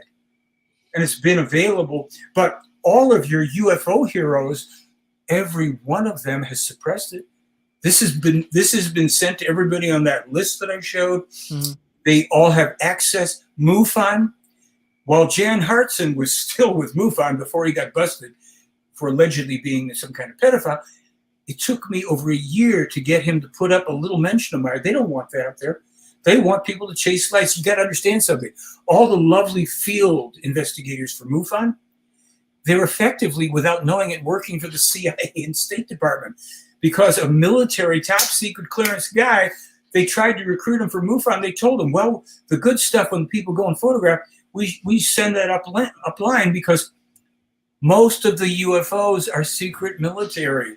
Maybe people like Bob Bigelow and the other guy, I forget his name, are out there because they're testing how these things photograph, what things might have fairly good screening capability. And so, there's one now. I got one, Martha. I got one. I caught one. Send this off to MUFON. Poor people. You're just doing field research for the government for this phony thing that you're having beaten down in your poor heads. So go ahead. You're an expert. Go ahead. Or you use plates. Yeah. And no, there's no looting here. Meier's, if you think Meier's lying, prove it. Now it's up to you. Before, it's like, oh, we can't, He said you never answered. Really? Did you miss it? I thought you did. I'm sorry. Look, this is the problem with people that like to be entertained. They go, well, you should give me an answer where I see one of the extra. What didn't you get? I'm talking I'm not talking to people who question me. I'm talking down to people who can't ask questions and then grasp when they're answered. But look, you think, Billy Meier, since 1964, he's publishing his evidence. And it takes only one smart military guy to go, I just looked at the 1964 photos. You skeptics, can you explain how this guy in 1964 came out with all these UFO photos in the middle of India and he had nothing, if you can't explain it, you're done. It's real. Get over it. And he lays out how you go through thinking. Even the folks that are critical here, if they read his article, they could actually follow that. Well, that's all we can do at this point is, read the articles, it's all there for everybody to check out, including myself, which I am going to go deep into it. And I will call you. I will let you know what I think when I read all of this stuff. Yeah. Look, that invitation is open to anybody. As I say, I'll give you a free film. You can work with that, because then you can look there and say, well, I think I know about this or that. That's for honest people. Alien Girl. Yeah, there is proof. The Dean Martin show she was talking about. All that stuff is where he told you to go look for it. I told them, and then they say here, I mean, the saucer pictures look more fake than the ones you see. They weren't shown on the Dean Martin show. This is why, look, Alien Girl, try to understand real Earth life before you worry about understanding things from above. For instance, just a quick thing here. I was interviewed by these two nice young millennials. That one time I was abducted by aliens. I told them, I sent them all the information. I showed them who I was. I said, in advance, contact these people and see if they will argue, if they'll rebut what I'm about to say about them. Oh, yeah, we'll definitely do it. So they had me on it. I showed the presentation. I chewed those phonies out. They cut all of that out of the interview and put up the edited interview. So I complained about it, and they took the interview down. Then I put it back up because I had a copy of it. Then they complained to YouTube to give me a copyright strike. This is the millennial mindset. Oh my gosh, what are they going to do? You know, I'm an expert. I'm 22 years old and I understand everything. How can this guy be saying these things? He's so mean to these other people. Good Lord. If any legitimate field on earth, and ufology is not one of them, figure it out. You have debate, you have argument, you have evidence that must be vetted. People who make claims are going to be challenged by their contemporaries. Just that these other people, they can't stand up. None of them will call me. None of those people that I was at Contact in the Desert a year or two, whatever it is ago, I said, these people, a lot of them are here. They're all liars. Come in, call me out. Let me ask you something, and I keep seeing it repeated in my chat room, and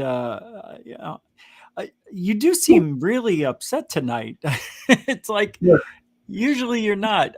You just, I know, a little condescending to the people here, but I'm condescending to the people who can't think their way out of a paper bag open. No, that's not fair to say. They can. They're just asking questions. The ones who ask real questions, I will answer you, and then it's up to you to work with it.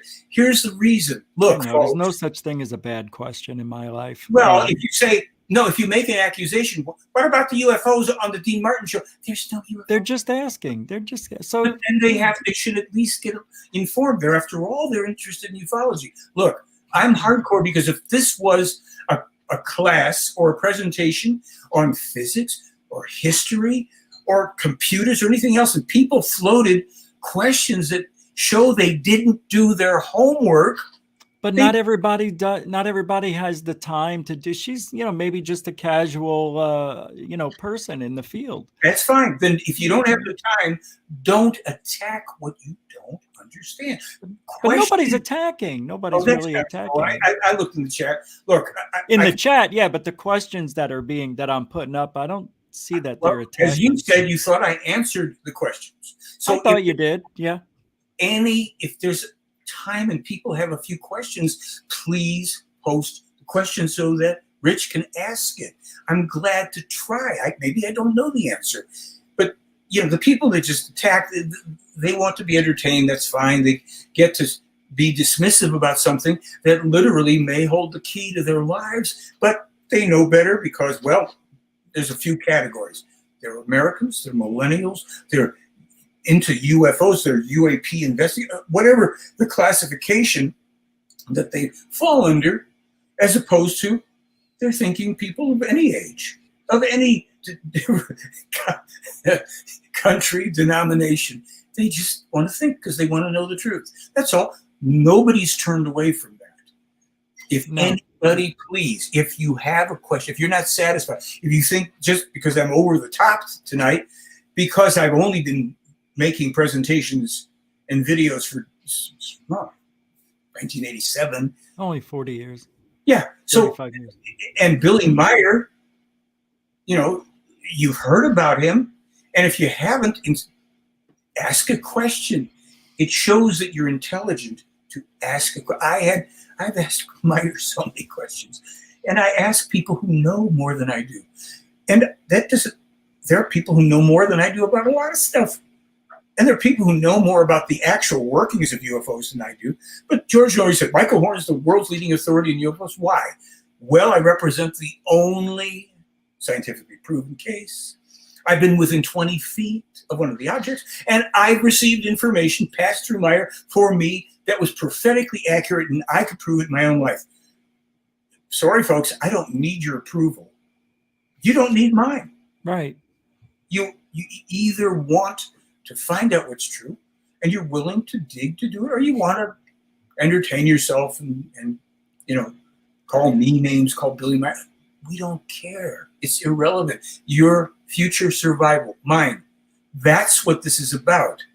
And if you might notice now that there's some issues in the world long foretold by Mr. Meier, including some of the outcomes of it, what's going to happen from the things that are upon us now, and what's going to happen from the things that are supposedly addressing it now. Yeah. You're going to want to know the other side of the story and what we've already proved to a scientific and legal standard. That's what this is. Here's the difference. Ufology.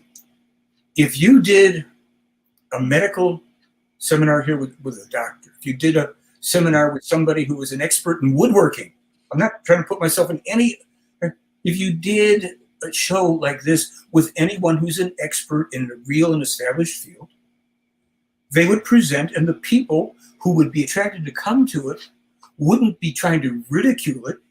They could agree, they could disagree, but mainly they'd say, I don't know, or, oh yeah, that makes sense, or it doesn't make sense. They would demonstrate their own intelligence. Why do you think these people can't come down and interact with us? We're not smart enough to deal with it. I wouldn't think so. No, I've been saying that for years. You're right. I've been saying that for years. I mean, just take a look. They watch us from above. But this is a great place to unfortunately end the interview because we're almost out of time, and I have to make an announcement. Pardon? And there were no further questions. Let me see. Do you have answer my question? Here's some. Are you a lawyer, a scientist? What are your qualifications? I didn't read the whole thing yet. Besides being a bullshit artist? Well, actually, that's Thomas. okay. I'm a science researcher with 42 years experience and a former SETI team member. How do you like that? Wow, I didn't know that. Well, yeah. Oh, that's cool. Maybe now Mr. Gotcha will go and do something else for his form of self-gratification. Let's see if there's I didn't read the whole thing. I'm sorry that came out that way. Doesn't matter. Those people like that identify themselves as lacking in certain. No, I think he's a little upset because, well, I mean, some people might be, because you seem like you're coming off like, hey, who are you? I'm Mr. Horn. I mean, it's like I know everything about Billy Meier. Let me answer that a little more. I have 42 years of science research. I have lectured internationally in universities at the behest of skeptical professors. I've earned the respect of legal experts who've said that my research is courtroom quality. I hope that tells you. So if you, Mr. Skeptic, have any qualifications that would even somehow qualify you to question mine, then put them up. Maybe you do. Maybe you're some kind of a highfalutin scientist, in which case I can talk to you, because if you're scientific and you're a critic, I can shut you down in less than 5 minutes. The rest of the folks, I'm going over the top because a lot of folks can't get it. They say, oh, he's just rambling on.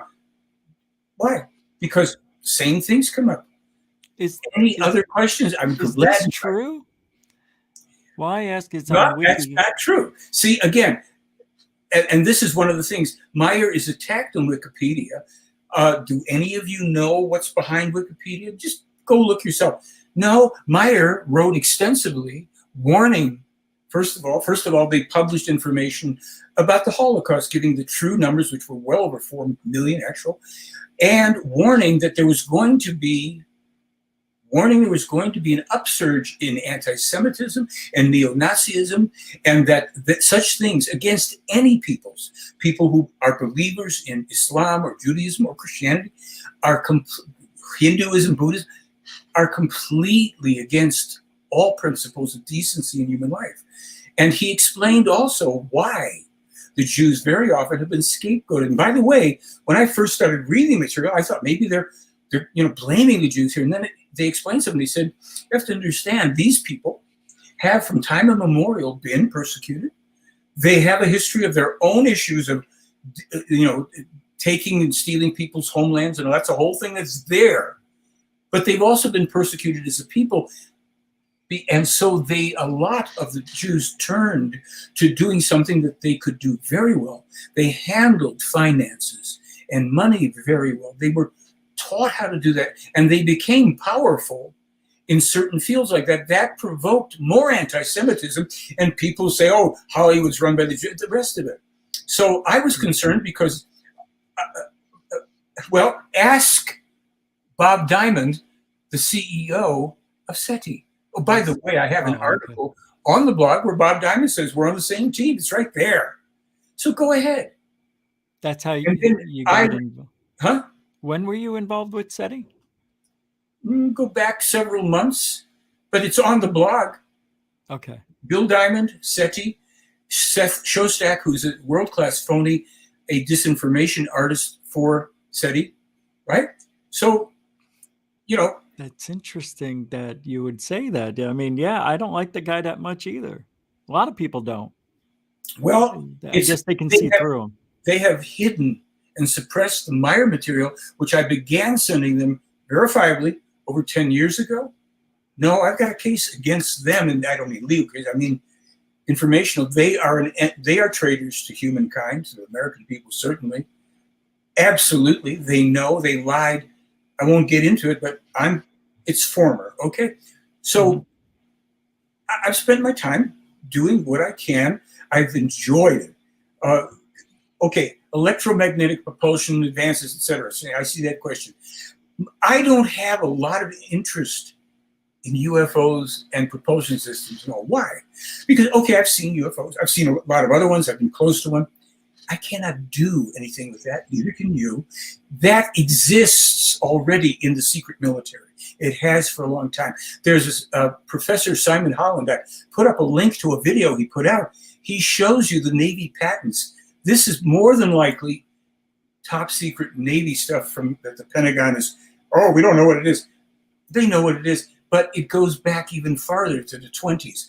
The Germans, the Nazis had some. So I don't care about UFOs. It's fascinating. Oh, if I see a good UFO thing, okay, great. Cannot do anything with it.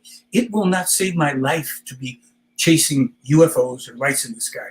It will, quite possibly, if I'm smart enough to apply it, save my life to take the advice and recommendations from far wiser people, including our friend Mr. Meier, as to what to do during these coming times. He's just joking. It's okay. Am I sure? No, why should I be sure? No, he's asking if you're Steve Smith from the band Journey. I know. I'm saying I'm not sure. I'm a songwriter. I probably write songs that are as good as his. I won't get into that right now. But that's all the questions I can see. Thank you guys for the super chats too. It was really good support. Check it. I'll wait if you want to try and find. Somebody here said you haven't answered Jack. I just looked at. Well, who's Jack and what's his question? Wait, I haven't answered a. No, it says to me I haven't. There was somebody. I just looked over at the chat on YouTube and it said you haven't answered Jack. First of all, I don't think Jack has answered. And if I haven't, what's the question? Do you have a real question? Jack. See, people are not used to be called out. People aren't used to be being told, listen, you're a bunch of dummies who want to be entertained. Me? I'm a UAP investigator. How can you say that? Well, maybe you're not the dummy then. Well, so if you're offended, that means there's someplace in you know that's true. I've been called every name in the book, and I'm not offended because it's not true. I know what I'm doing. I know who I am, and I know why I'm doing it. That's all that matters. But if somebody says to me, blah, blah, blah, blah, I go, wait a minute. Oh, you're right. I made that mistake. And I did admit that to a skeptic a few years ago. I said something that was wrong. I had a wrong date or whatever. He caught me and said, you're right. I'll fix it. Resistance to the truth is futile. It doesn't. So I will put the link in the description, but if you could just tell everybody one more time where they can find the answers to all your questions. Sure. You can find what we have to offer primarily now on the blog, theyflyblog.com, and on the website, theyfly.com, and emails to me. I actually answer all legitimate emails. I mean, if somebody wants to write and just call me names, just dump it. If they want to say, I think you're lying and here's why, can you answer this, that, I'll answer. But so, you email me, visit the site, visit the blog, whatever. Start to get a handle on this stuff for your own damn good. And if you find, in your own opinion, it's not true, that's fine. I'm not going to twist your arm. I just want you to know there's something you're aware of.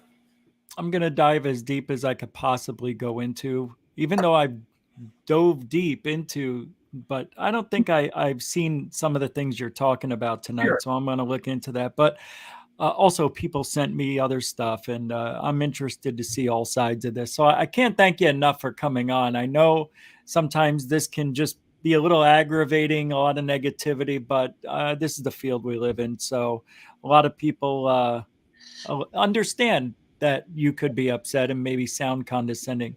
But, can I say one thing quickly, Rich? Sure, yeah. If I'm walking down the street at night and it's all quiet, and I look over and I see your house and I notice there's a glow coming from your basement, and you shouldn't be glowing and it's flames and your house is on fire, should I go, I think I won't wake them. I think I won't disturb them. I think I'll wait until somebody else does it. Or do I knock on the door and scream, fire, wake the hell up, and do my bit? And maybe at the same time, I'm calling the fire department. That's what I do. That's all. And if people don't like it, go back to sleep, in my opinion. Or get fired up and start posting me those challenges that you've got. That's right, yeah. And everything you said, that everybody can find the answers to all those questions tonight, right where we said, and I'll put the link in there, and that is They Fly. They Fly blog. And if you don't find it, you email me and I'll point out where it is more than likely, or I'll find a link for you somewhere. That's awesome. I mean, you can't ask for more than that. No. Yeah. Well, man, thank you so much for sharing again. This was really interesting tonight. Thank you so much. Get a bunch of questions from your own research and from people. Okay. Do a show, and anytime you want, we could try to address it. Yeah, we're definitely going to do it. Yeah. All right. Well, thank you. And I wish you the best. I hope you have some interesting and maybe some new photographs next time. Look into those. Do you get regular updates from Billy? Everybody does when they're published. I'm putting them on my blog. They're published on other websites that I link to. Okay. I mean, thousands of pages of information. Yeah, I know. Everything on earth you could possibly want to know. It's free. Is that too expensive? Even the pictures of the women and all the aliens, all that stuff is there. So Alien Girl, you can find that there too. If you need help, I'll help you find it. But thanks again. This was awesome, and I wish you the best. And we'll talk very soon. Good. Anytime. Take care, man. Michael Horn, everybody. Thank you. That was cool. I thought it was fun. You know what? Some of you get a little bit upset. You're not used to being talked to like that. That's what it is. That's what it is. And you got to give the guy credit, right? You got to give him credit, not taking shit. All you guys posting, this guy's full of shit. This guy's lying. He doesn't know shit. Come on, man. What do you expect? You know what? I don't know anything. That's what I've always said about Billy Meier. I don't know shit. All I know is what I see, and then I see people trying to debunk it. It's close, but it isn't exact. Of course, it's never going to be. And then I see pictures that are close, but they don't look as sharp and as detailed as Billy Meier's does. So what is he doing, Meier doing? Maybe it's possible. He actually could be a contactee all these years. It's not impossible. So stop saying the guy's lying without really knowing. And I'm not going to, say that he's telling the truth or Meier's telling the truth. I'm talking about. Hell, this whole thing could be one big joke. But that's why I can't pick a side. And I know Scott, in there, and some of you alien scientists, maybe you want to talk to me privately. Maybe you might think I need to have some sense knocked into me, but I got to tell you, I've looked into it and I didn't think I needed to go any further, but obviously I do. So there will be another interview in the near future, and I'm going to have these questions that I have. And we're going to have that conversation. So we'll have Michael back on. I enjoyed it. I can see why some of you would be upset, but come on. You guys were mean too. Stop it. I stick up for you guys, though. Come on. I don't want anybody here to feel like they were being attacked, because you really weren't. And when it comes down to it, come on. The guy's getting attacked the whole show. He sees it. That would be frustrating if you put yourself in his shoes. All right? Just do that for me. Put yourself in Michael Horn's shoes. And, we always say if we could walk a mile in someone else's shoes, you would definitely feel 100% different about the way you think about this person. I know if some of you walked a few yards in my shoes, you would be like, oh, yeah, now I get why Rich is this way. That must suck, or that's great. So anyway, I liked it. I had a good time. That's all that really matters. I'm joking. I hope you guys enjoyed that too. And thank you for the support. I really appreciate it. I hope I got to all of your super chats and posted them up there. Some of them were really good questions. Hellfire Studio, what's up, buddy? $3 super chat. Thank you. Super sticker. Thank you very much. I appreciate that. Yeah, this is weird. Oh, I see. Okay. Do you guys hear this noise? I don't know. Hellfire Studios with the $3 super sticker. Mucho gusto, generoso, senor. Okay, the announcement I wanted to make, it's nothing major. It's just that the last 2 days, I've had stomach issues, all right? So I don't know what's going on. It's been on and off for the last 3 weeks, but I didn't get to any emails or messages from goofonradio@gmail.com. I got to Twitter today. That's all I was able to do. And after the show, I'm editing all night. But I will get back. I wanted to let you know. I will. I promise I'm getting back to all your emails as soon as I'm done editing tonight. I have to get this done. It was supposed to be done a week ago. But I just want to let you guys know I'm not ignoring you. It's just, damn it, I'm just tired. It's just, if you understand, I've been refunding. You know what I mean? So it's just been a tough couple of days, and I've been getting better at it, trying to get back to getting email, replying every day to you guys. So I know some of you sent me emails and is like, hey, I didn't mean to bother you, get back to me when you can. Well, that's why. So I apologize for that. $5 super chat, Mr. DB Cooper, 7. $5. Ack. Thank you, Star Hunter. GUFON, we love you, Rich. Thank you very much. Thank you, Mr. DB Cooper. You've been throwing down the super chats like they're Pepto-Bismol pills. That's all I could think of. It's what I've been sucking on like candy. And here I am drinking coffee. Hey, Michael, Dark Hour Paranormal. Fantastic shoes, Rich. And fantastic show, Michael. Thank you both for the insight that you shared. And I really enjoyed the correspondence. Well, thank you, Michael, from Dark Hour Paranormal. Got a good family here. I love this family. I love you guys. I really do. I don't say it that much. The I love yous don't come out of this mouth. They really don't. Well, we can go a few more minutes because I want to talk about Corbell.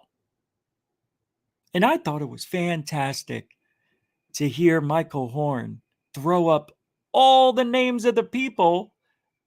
And I think I saw Greer here earlier tonight. It looked like the real Greer. I don't know. He made a funny comment.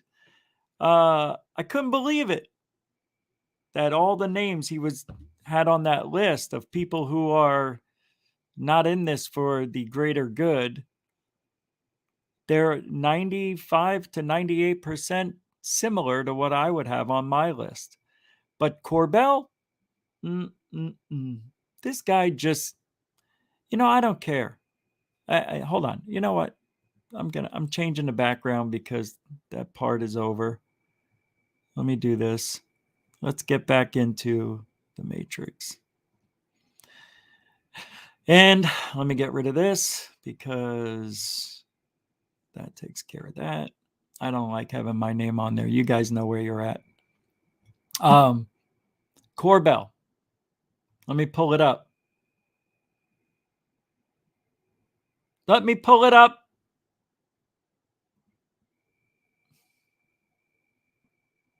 All right, hold on.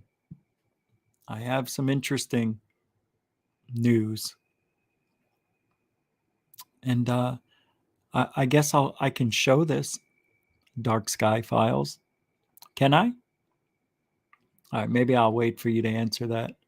You know those emails or the Twitter screenshots you sent me? Yeah, okay. All right. So let me pull this up. You see? This is what I don't like. Oh, what is this?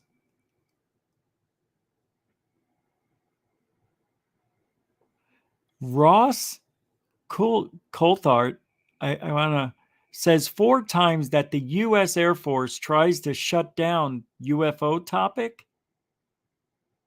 The U.S. Air Force trying to shut this topic down, he says.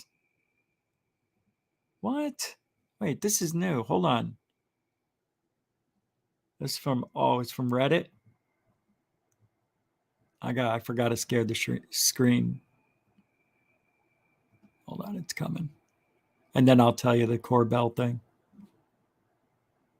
Where is... Frankly, if American citizens... I think what's still happening is there is a bit of a backlash happening inside the Defense Department. My own sources tell me that there is an attempt by the US Air Force to shut this whole issue down. They don't want this. And frankly, if American citizens want congressional hearings, they're going to have to scream for them. What did I tell you? I told you. I told you. We're going to get all this discussion, right? And then they're going to shut it down. Nothing. That always happens. It's happened 3 other times since I've been in this field. Oh, yeah. We're advancing the discussion. Yeah, good. You did it. Now it's over. Now we have to freaking pull teeth to get more discussion.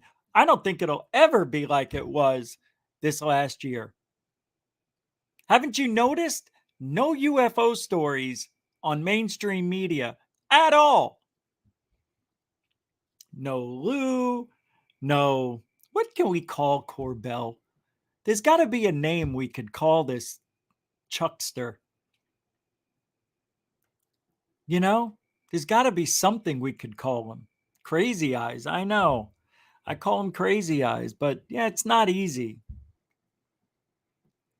You got Lou, Dolan, those are easy to say. Well, anyway, This is what let's see what else he says. I can't believe I'm hearing this. They're going to have to make sure they push hard for them, because it's by no means a certainty. And even though you've got good people like Chris Mellon and Lua Elizondo and others in the Congress who I've also spoken to who are pushing for congressional hearings, one, I don't think you can assume that they will happen at all, or I don't think you can assume that they will be public hearings. There are people in certain sections of the military, notably the US Air Force, who I'm told are trying to shut this issue down.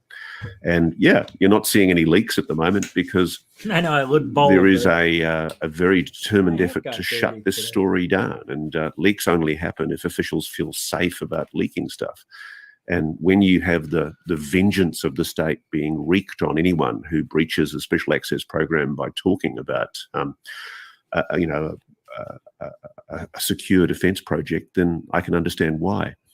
One of the things I've actually sort of said quite openly in the last few weeks is, as a journalist, I feel a responsibility to make sure that we don't do stories that prejudice national security issues. If there's a legitimate national security concern or a public safety concern that needs to be protected by protecting the release of certain information. Your mother's uncle. All right. So, Corbell. Corbell. Is this where it starts? All right, here we go.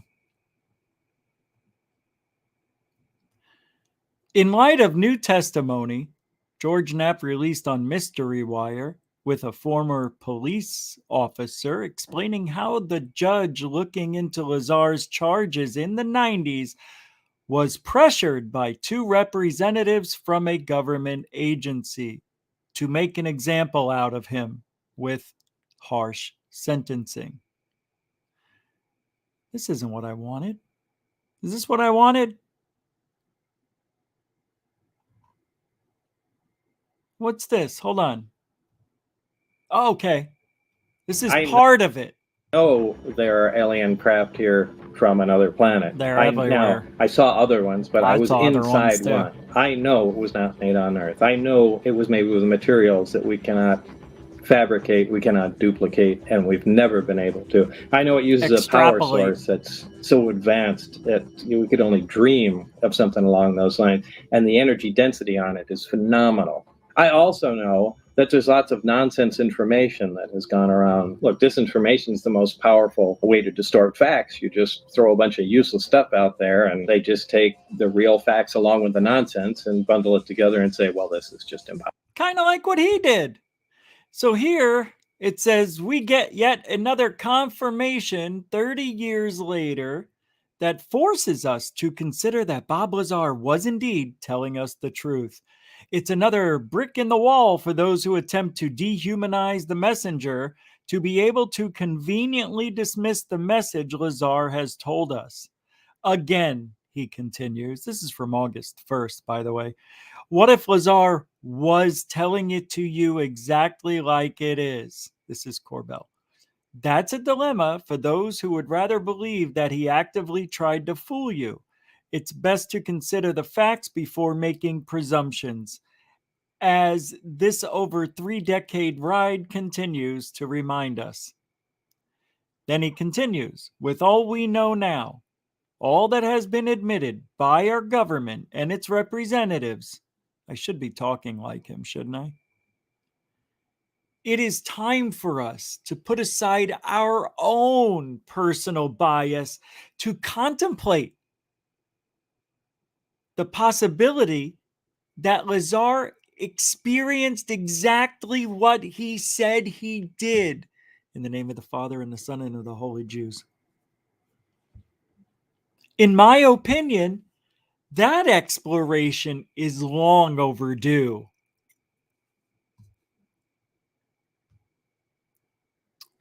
Our loss will be tremendous and immeasurable if we don't sincerely consider the gravity of Lazar's account. Wait, what? Our loss? What loss? I suggest y'all wipe the slate clean from predetermination and half-informed collective consensus to reach your own original and personal opinion. I have. He's a fraud. The guy who worked security says he never saw Lazar. The guy who checks everyone in and out of those who take the Janet flights, get on a bus, take the bus to the place or something like that, right? They take the bus and then they go to Area 51. This is what I learned on Truth Seekers because he did an interview with security guard who used to work at Area 51. And the guy said, I would have known Bob Lazar. I know everybody. I have access to everywhere. The only way Bob Lazar gets to S4 is through Area 51.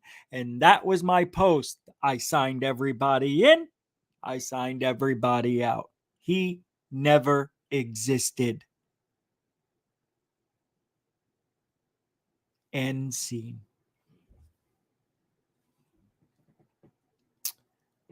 Jeremy wants us to wipe the slate clean. Of course he does. Of course he does, with his Jesus hands and his crazy eyes. Come on.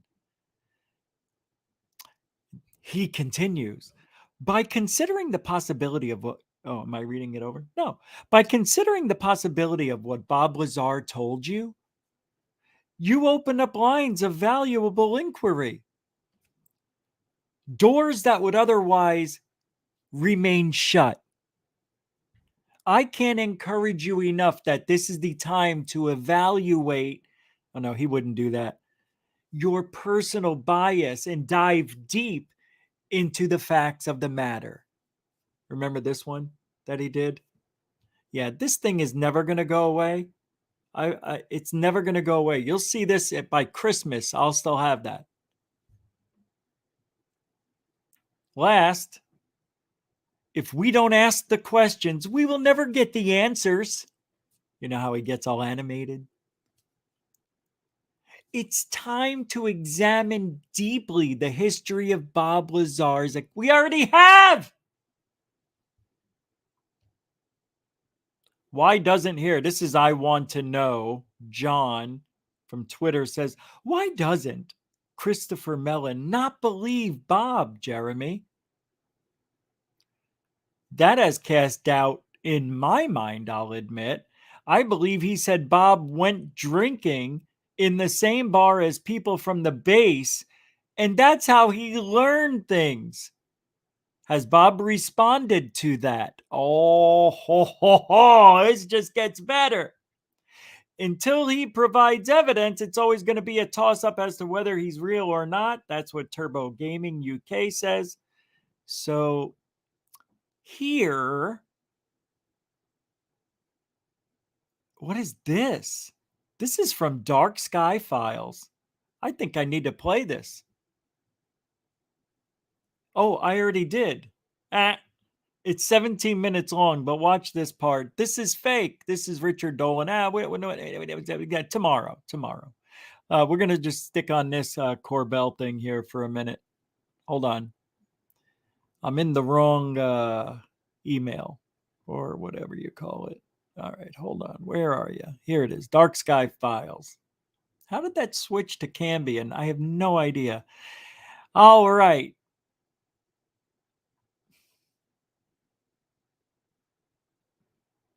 By the way, I have made an incredible discovery, and I need your help. I need your help. A weird thing's been happening to this channel since June 26th, the day after the release of the UFO preliminary document. I would like for some of you, if not scratch that, I want all of you to see if you're subscribed to GUFON. I found out that I have been unsubscribed to some people in the field and other channels I listen to, now 6 of them, saying I'll go to their channel and I'll see, hey, I haven't seen anything from this channel in a while. What's going on, Mark Dice? I'm unsubscribed. I never unsubscribed to Mark Dice. I have been unsubscribed to Third Phase of Moon 3 times, I think, 2 or 3. I've been unsubscribed to Dark Hour Paranormal. These are people that I am constantly in contact with, or listen or watch their videos. It is very strange indeed that political channels, UFO channels, ghost channels are unsubscribing. And I think that's what's happening to GUFON. I think some, if not a lot of people, are being unsubscribed without you knowing. So please double check. If you want to subscribe, please subscribe already, will you? And don't forget to hit the bell and make that bell turn white. All right, so you can get all the information. We do shows just about every day here. Monday through Fridays guaranteed. We're going to be back on Saturdays. So Sundays, you know what? I may do Sunday until football officially starts in September. Here's Jeremy. Oh, man alive. Jeremy Corbell was asked to provide, he brought it up. He said he vetted some person who was, I think, in one of his movies or something like that. Like he vetted this guy and said he was a colonel or something like that. I don't know why I can't find it.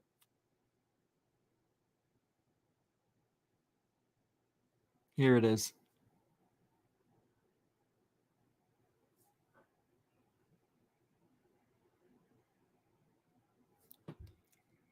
All right, I'm about to freak out a little bit. This is so weird. All right, now I find, man, we talked a lot. All right.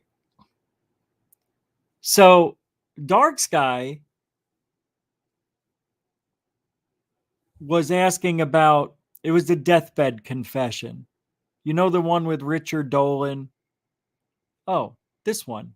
All right, I'll play it now. Now I get it. Now I see where we're going. Sorry about my inconsistent knowledge here.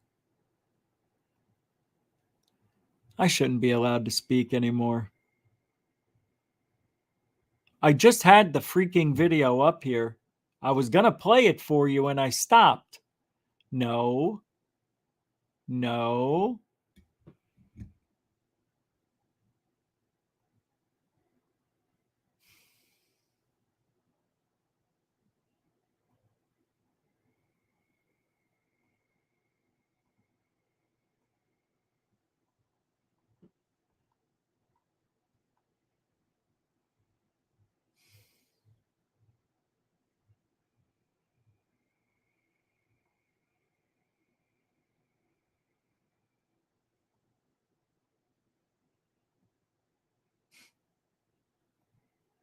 I can't find it.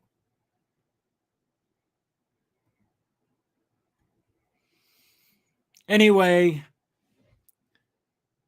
Dark Sky Files. Did Richard Dolan and Jeremy Corbell use a fake source to sell a fake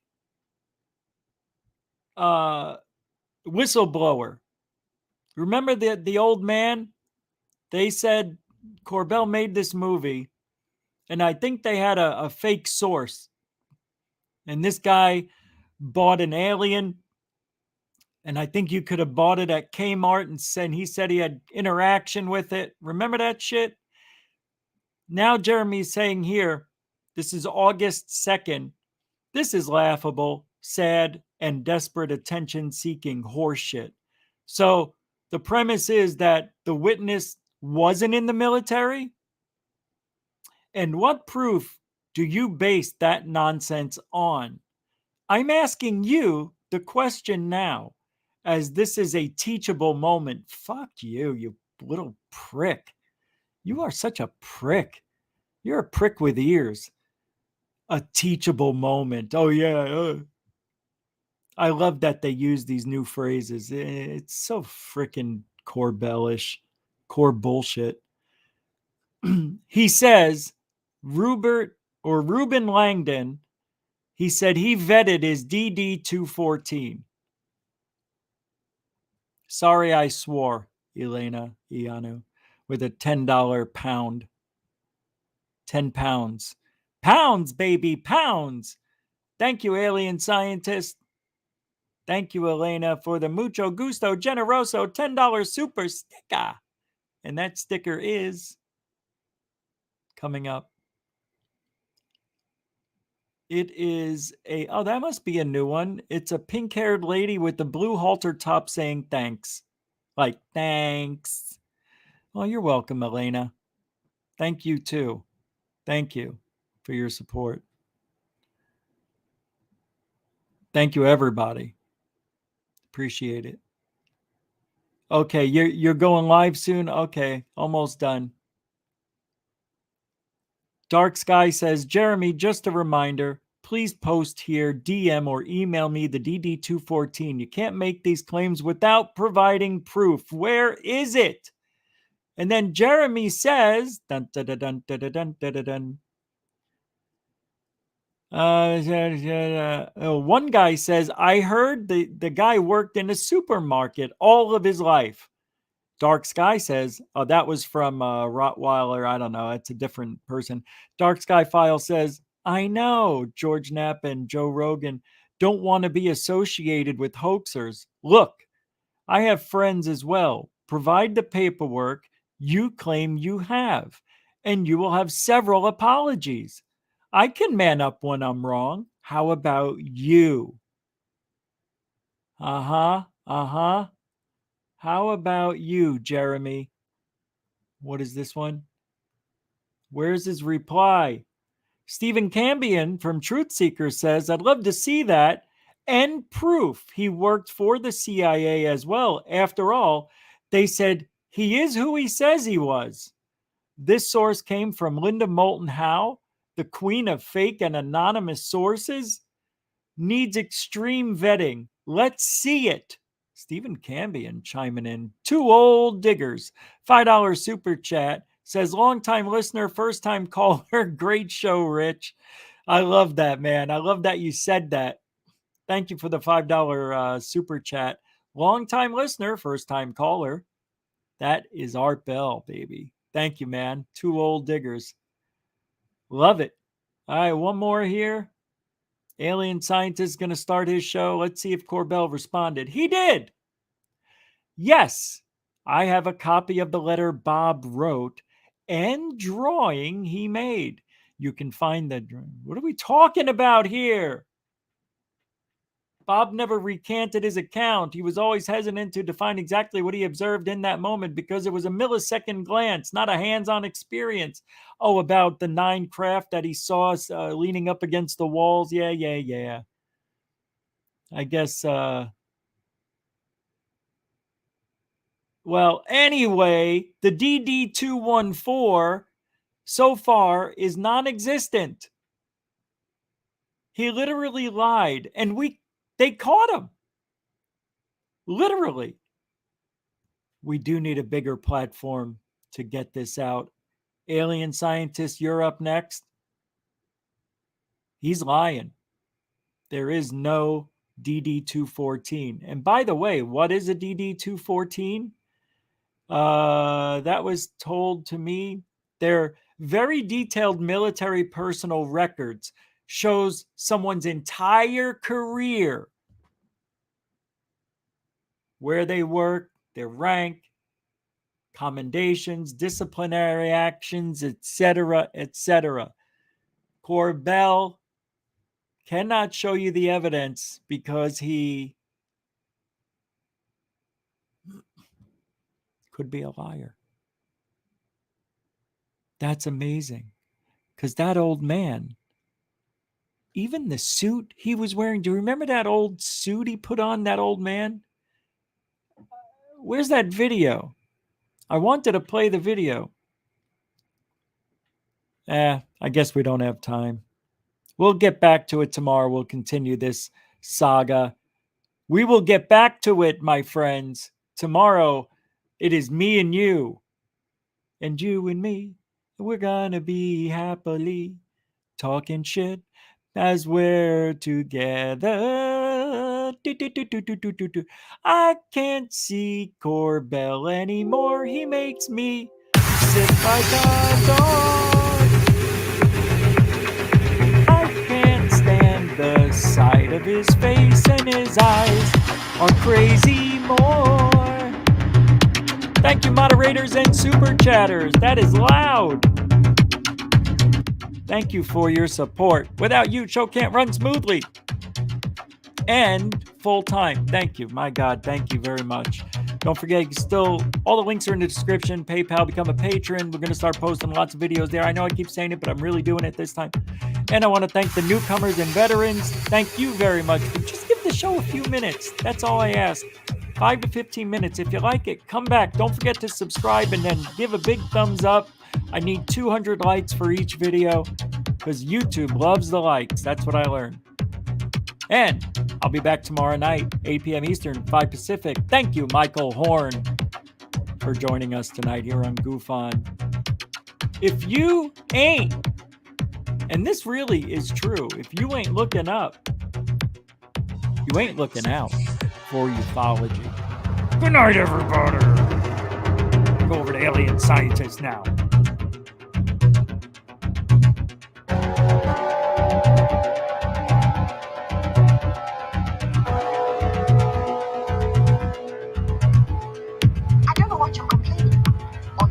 Go to sleep. I'm not asking you to come with me. I would dare. I know you would. You're scared of your own shadow and terrified of dear Uncle Gustav. Yes, I am. Well, I'm not. I don't care if he does find me gone. But how? Frida, I beg you. Think about what you're doing. Everyone says he's a wicked man. What about him? Who wants to be good if being good is singing hymns and praying all day long? He's doing what's best for us, I'm sure. It might be best for you. It's not for me. I'm going, and you might as well stop arguing about it. And I warn you, if you dare tell on me, Frida, you know I wouldn't do that. I'm just telling you. You know what will happen if you do. Stop it, you're hurting me not half as much as I will if you don't keep quiet.